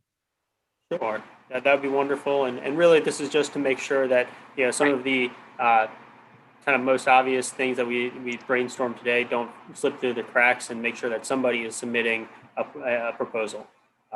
Certainly there's a possibility that members of the public will also submit a proposal on the same thing, which is fine. Sounds perfect. Sorry, I was a little slow with the unmute. With the lead, I know I had brought that up. It's also not my wheelhouse, but I have an interest in it. I don't think I'm qualified to lead, but I lead the lead. But I would definitely like to assist and help look into that one. Sure, thank you. Sorry for the bad pun. All good. So enabling marketplace to choose the right solutions for them. So that's more of, I think, a general comment of just flexibility. So state backing of debt taken on for capital improvements. I can't recall who raised this. Was it Nathan? That was me. Yeah, I can work that one. Great. Property tax incentive for non-revenue generating investments. That's me too. That was you. Gotcha. And leak, I think these are you. Leak detection, newer technology, but I think there was somebody else who also identified that as a something that was on top of their mind. Yeah. This is Scott Anderson. I wouldn't lead on that, but I'm interested in participating in anything that has to do with methane leak detection or flaring. Okay. I would as well. Yeah, I'd like to participate in that one as well. Sorry, so that was Moss. Who else? Very Mary Desor, thank you. Okay. And certainly don't feel, I mean, these are all, you're not submitting it officially on behalf of an endorsement by the committee. So if you think that there are different ways of approaching that, you can divide it up into different action proposals. So don't feel like you have to all kind of work to make one if you don't all agree on kind of the best approach. So expanding leak detection programs. So again, if that's a separate template that's going to be worked, I wouldn't want to lead it, but I would want to participate. Kind of the same group. Yeah, I was gonna say, yeah, maybe we can have a discussion with our group and just see how we want to split it up, because between fugitives, flares, and venting, there's a lot of different subcategories. It might make it more manageable. Sure. Mary Lee as well, please. Thank you. Then access to affordable renewable energy or electricity. So that's kind of more general. I don't know if there's somebody who wants to kind of drill down on this one into a specific action. Hey, Harry, it's Roman. I'm happy to take that one. Thank you. Appreciate that.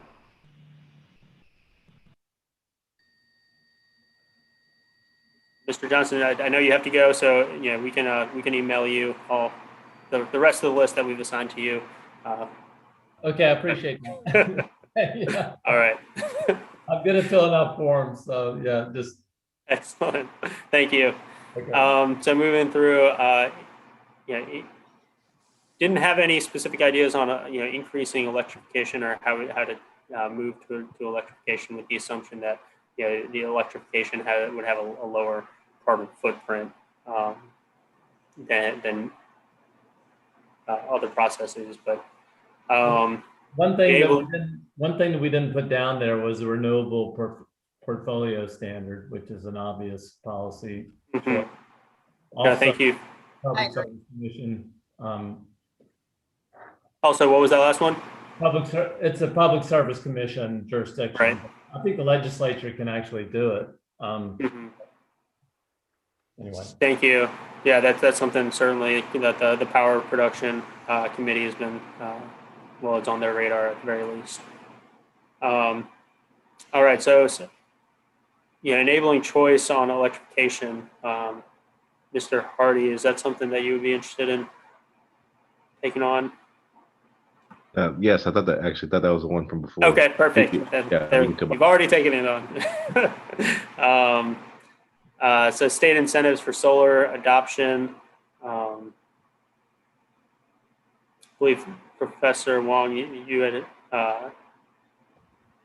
identified that, but certainly if anybody else is interested in either working with him on that or Adoption. And Harry, I know a number of these, the Power Committee met yesterday. A number of these are actually being consistent developed. actions that they're working on, which isn't to say that we shouldn't identify a point from this group, but just to flag that for awareness. Okay, so that's good to know that it won't, slip through the cracks, but is there anybody interested in this committee on working on that action proposal?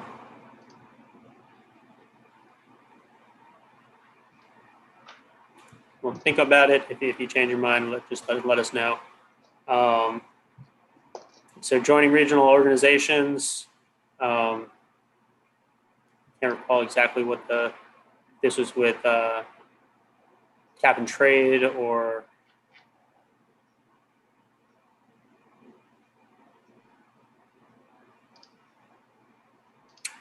we can put a pin in that one. Come back to that. So the use of power purchase agreements, I think that was Ms. Collins, right? Yeah, I can take that. Thank you. And so the kind of electrification of forklifts and man lifts, I think that was you, Professor, is that right? Yeah, I'll take on that one. Excellent. Same with renewable portfolio standard, that is something that is being developed by members of the Power Committee, but is there anyone interested in kind of touching base with those members or tracking that one? All right, again, if it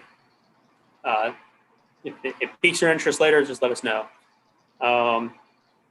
So state incentives for use of recycling waste as feedstocks, thinking specifically of, plastic waste is something that has been identified. I can do that, Harry. Thank you very much, Professor Shantz. Anyone else interested in that one? Okay. Is that?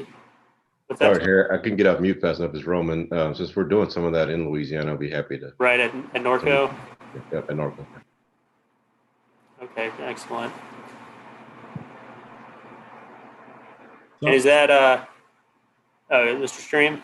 I was going to say somewhere in here, I hate to talk about him behind his back and sign him up for something, but Hunter was interested in recycling of waste materials. And I don't know. Thank you for flagging that. I don't know if he was as focused, for instance, on the plastics as much as other things, but there's probably going to be crossover if it's a bullet that comes up in another section as well. So.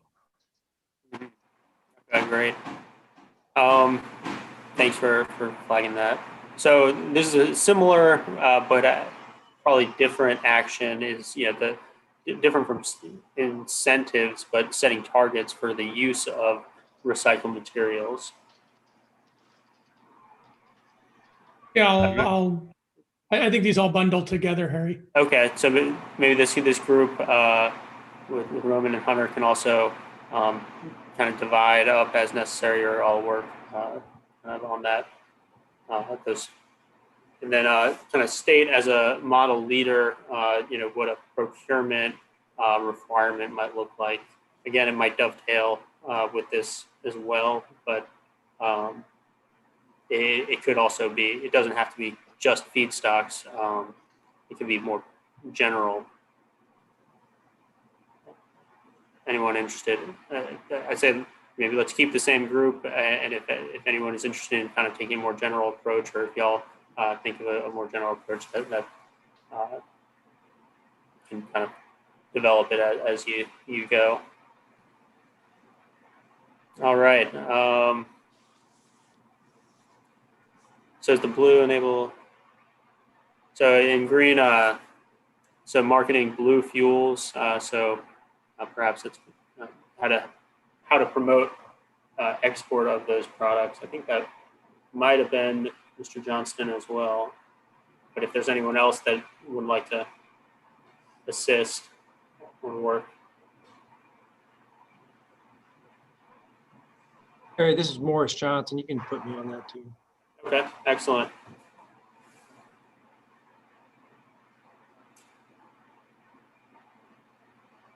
And this is, I think, similar, but maybe a little broader, kind of the labeling regime. We discussed, some folks think it might be better as a federal policy, but I think it would still be worth exploring, how, what would a federal policy that works for Louisiana look like? So, Mr. Stream, I think that was your idea. So, please, do you have any interest in pursuing that? I am the big mouth that brought it up. I don't know that I'm qualified to take the lead on it, and or if we've kind of decided that it's tough to address as a state. But I'll sure. I'll take it. If you want to chat with Mr. Johnston about it, see if that's something that I think that he was interested in as well, and help him pursue it as you see fit. All right, is that? So there's the whole set of ideas relating to CCUS. Let's see, kind of this was one of the actions, kind of developing feasibility and more general planning, kind of assessment of CCUS. And feel free to, if you all have any thoughts on lumping these together, I know these notes were taken in real time, so certainly welcome thoughts on. And in So I have a thought on something not to lump, and that would be the environmental justice analysis for infrastructure. That's a big topic, and it's it's of cross-cutting relevance everywhere. Of course, that one probably deserves not to be lumped, and I don't want to lead it, but I'd be willing to participate in it. Mm-hmm. I'd like to participate as well, Mary B. Okay, so Anderson, or anyone else kind of interested in pursuing or either one or multiple proposals on that? I'm interested in almost every. I'm interested in that. I'm interested in almost every one of these particular items. So okay, we'll put you at the top, at the header. I had thoughts about CCS as well. Hey, do you say the same for you? Yeah, I had some strong, my people were very animated about CCS, so we definitely have some strong thoughts about these different potential actions. Gotcha. And I want to. Hey, it's Jason. I'd like to volunteer here too. Okay, excellent. And yeah, put me on that too. This is Nathan McBride. And I want to be, I know I mentioned this before, but they're developing these action proposals and submitting them can be done individually, and you're doing them it's just being they will not be submitted on behalf of the committee as a whole because they haven't been vetted by the committee as a whole. So just feel free. It'd be great if y'all can collaborate on one proposal, but if you feel the need to. If you have diverging views on how to develop it, certainly that multiple submissions are. So I'm a little confused about what we're doing with this top bullet that says CCUS all. It's just to basically those folks had mentioned being interested in looking at all of these sub bullets, all of these specific actions, and looking at developing, and so. Is it going to be a separate work group or just a list of names to draw from to populate the stuff that's down below? It is folks who are interested in working on an action template relative to all of these. All of these. That is what they have offer Okay. up at least. And then those of us who are only interested in working on some of them, we should just be quiet until that one comes up. Sure, I think that's fair. That's what we were doing, and that's how it kind of came up. Yeah. Well, I think realistically, I don't mean to just be presumptuous, but I mentioned as a for instance, I'm interested in pretty much all of these, and some of them, it may be that folks really want to dig into one of these particular bullets, and neither myself or maybe anybody that has said they were interested in all wants to take the lead on all of them.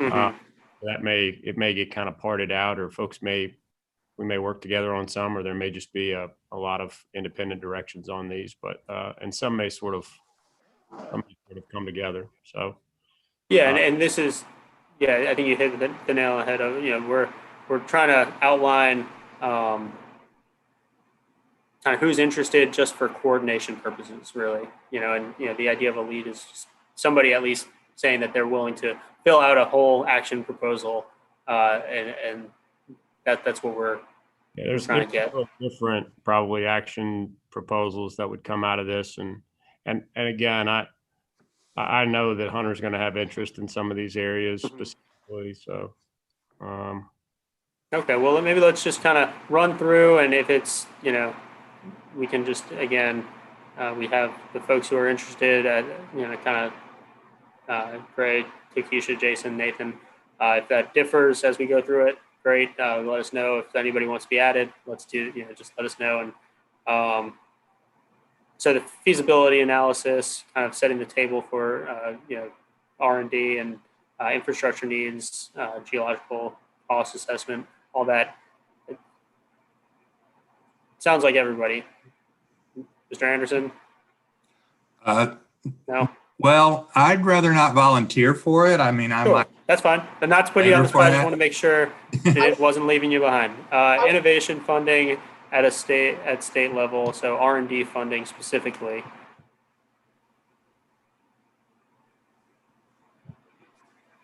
All right. Then I think we'll just go with the four names at the top.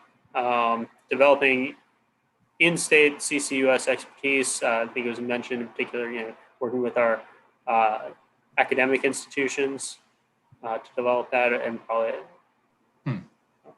That's another one I wouldn't want to lead, but I'd be willing to work on it. Okay, appreciate that.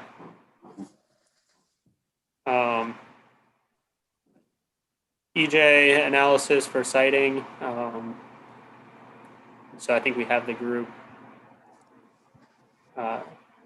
Everybody at the top of the CCUS list, as well as Scott and Mary Lee.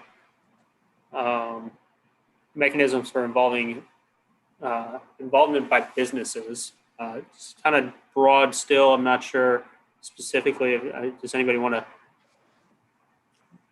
drill down into that one?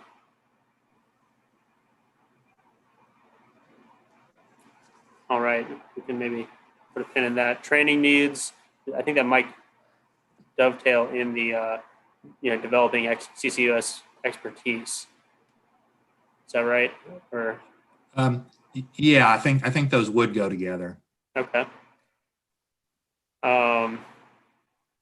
Seeing primacy. But we just lost something in the translation. The original idea was for operations, which is a lot different than expertise in the universities. Gotcha. So kind of work training programs.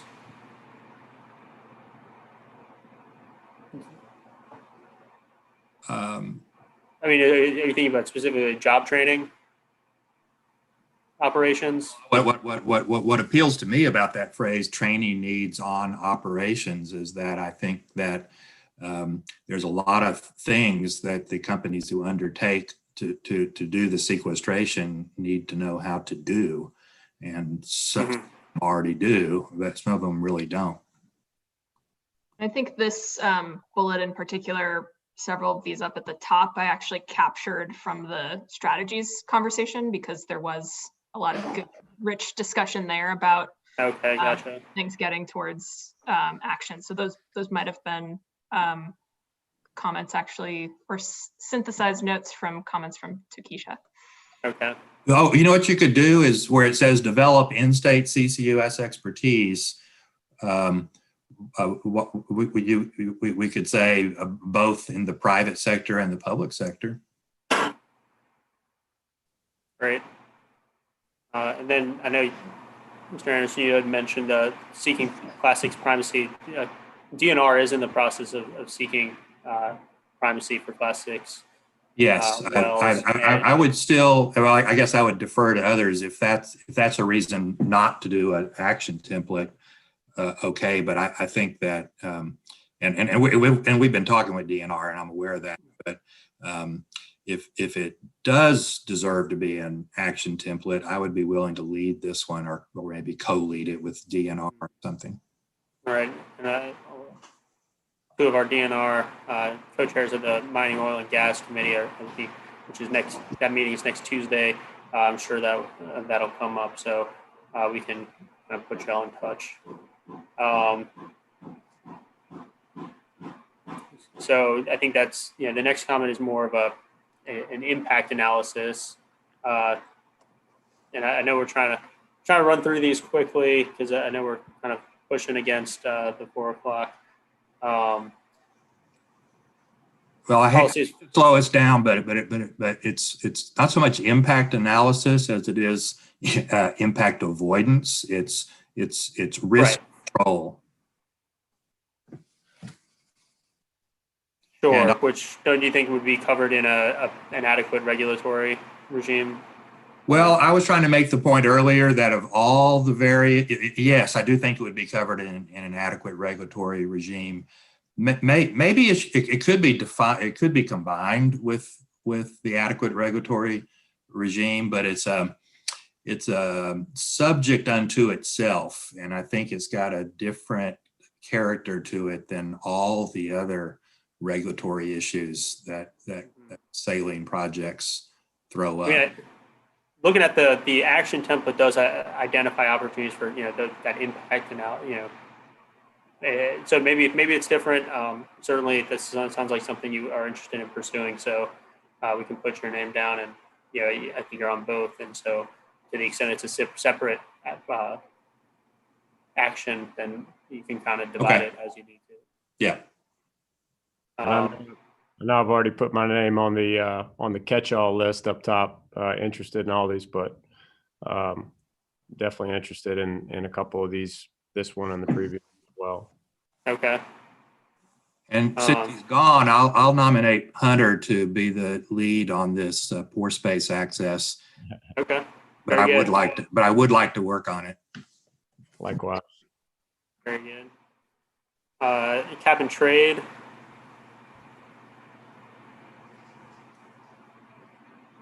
So I think that's something that Hunter had also raised, but also the kind of group who at the top who's all interested in CCUS can also kind of assist. And then a low carbon fuel standard.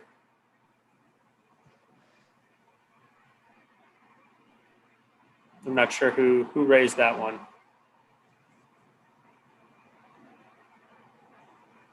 Nope. I think it was Hunter, but I mean, I can. Okay. Well, if you and Hunter want to talk about, he can be the lead. I think that's right. Sure. All right.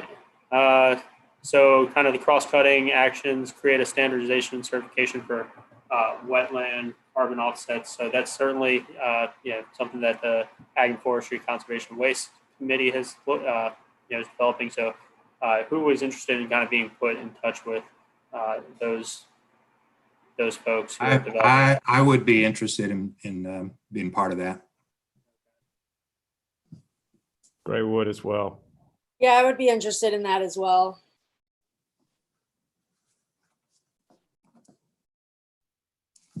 All right. I think that's all the assignments.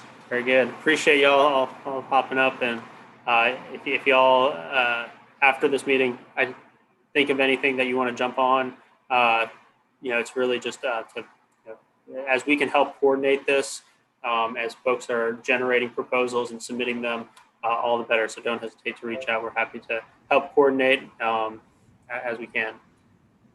And so that does that so I think we're moving on to the next agenda item. So Harry, we're going to share this list with everybody? Yes. Okay. So we'll follow up after the meeting with that. And then I believe the next agenda item is Lindsay Cooper. Kind of next steps. Yes. Let me share my screen real quick. I'll just take 1 or 2 minutes to talk through. There we go. Just to talk through some of our next steps. So what we're working towards next, as I mentioned earlier, is this April all hands cross-sector review workshops. So we wanted to create some working sessions, kind of similar to the working session you all had today around actions, for the ability to collaborate across committees and advisory groups so that we can mix things up and really have that cross-cutting and cross-disciplinary lens in development of actions. So we're thinking to develop about 6 different working sessions between 1 and 2 hours, organized around these different themes. And so members of the committees and advisory groups, you will all be assigned to just 1 working session, but they'll all be recorded if you're interested to look back at others. And then we may ask specific members to present on their draft action ideas for feedback. And so with that, I'll frame this question, and maybe our chairs could make a comment or two, or we can save this for over email. But just curious from you all, which actions or themes would be most helpful to have a deeper focus on in these cross-sector workshops? And maybe in the spirit of trying to save a few minutes for our public comment, if you all have ideas on this, we'll pull from the actions that you all developed, obviously some connections with power and with ag and forestry, but any other themes that you think need to be revisited with other groups, possibly with the equity or legal or finance advisory groups, then please do let Harry and I know about that. And just to reiterate, that homework from today's meeting is to submit those proposed actions using the action template. I would just ask all of you on the committee to email our climate email so our planning team can keep track of the submissions, as well as your committee chairs. And you can access that on our webpage. And as Harry mentioned, we'll send out the form of what was just discussed on actions, and we'll clean it up a little bit so you guys are able to identify who's leading what actions. And so with that, I think that's everything we have for today.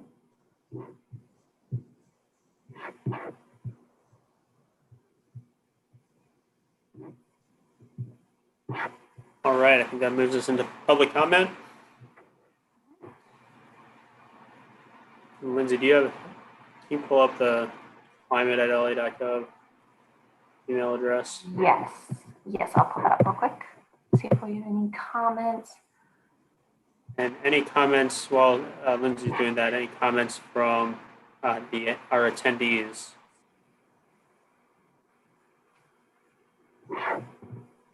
Should they be able to raise their hand? Yeah, I don't see any raised hands right now. So I think we're good. I'll read our 1 comment from the climate email. And if anyone does have further comments, please email them or raise your hand on the attendee list. So we have 1 comment from Jane Patton of No Waste, Louisiana. And her comment reads, "Dear committee members, I am getting increasingly concerned for this task force, but especially this manufacturing and industry committee is talking about one thing while taking actions diametrically opposed to that thing.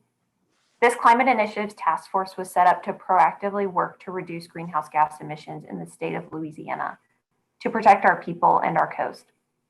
Yet this committee has spent a disproportionate amount of time talking about the unproven technology of carbon capture, which is still many years down the road in terms of deployment and scalability.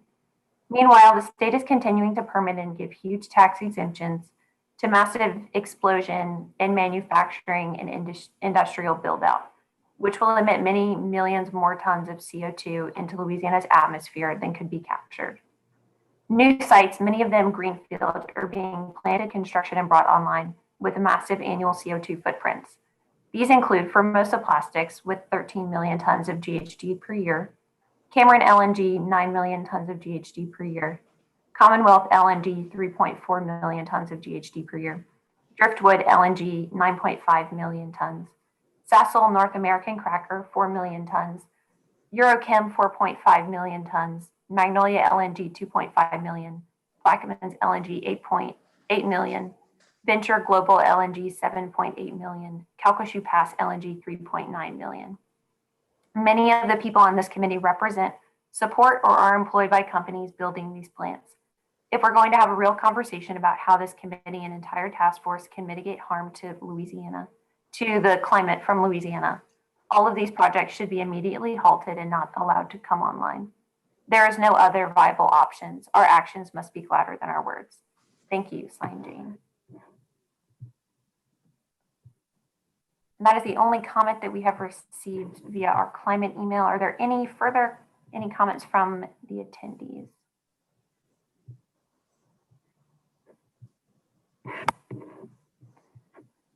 Seeing no more, I will turn it back over to our chairs to close this out. Thank you, Lindsay. I'll go first, Tim. Thank you, everybody, for a very interesting and lively discussion. I took a lot of notes, of course, to go back and look at and to reconsider. And I just want to say again, thank you to all of you for taking time out on your Friday afternoon to join us. And thanks again for volunteering for all these tasks. So with that, I'll turn it over to Tim. Do you have any comment? You're on mute, Tim. I knew I couldn't get through the day without doing that at least once. I like to echo Jason's comments. I think our discussion today has been insightful, robust. I think a demonstration of the different expertise, the different concerns that make up this committee and the sensitivity.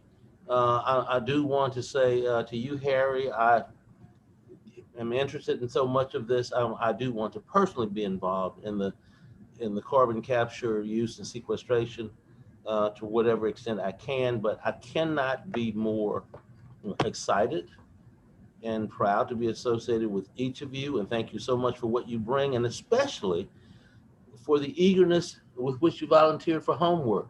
I'm a law school professor, and I don't see people volunteering very much, so it's always exciting to see that. So thank you all so very much. Adjunct, not full time. Let me be clear. All right, sounds good. You want to close this out with a motion to adjourn? I so move. All right, yeah. Motion and a second. All in favor? Aye. Aye. All right. Thank you all very much. Appreciate all your time. Enjoy your weekend, and we'll be following up shortly over email to share this list, and so you can get started on developing those action proposals. Thank you very much. Take care, y'all. Great job, Gary and Lindsay. Thank you so much for what you do. Thank you.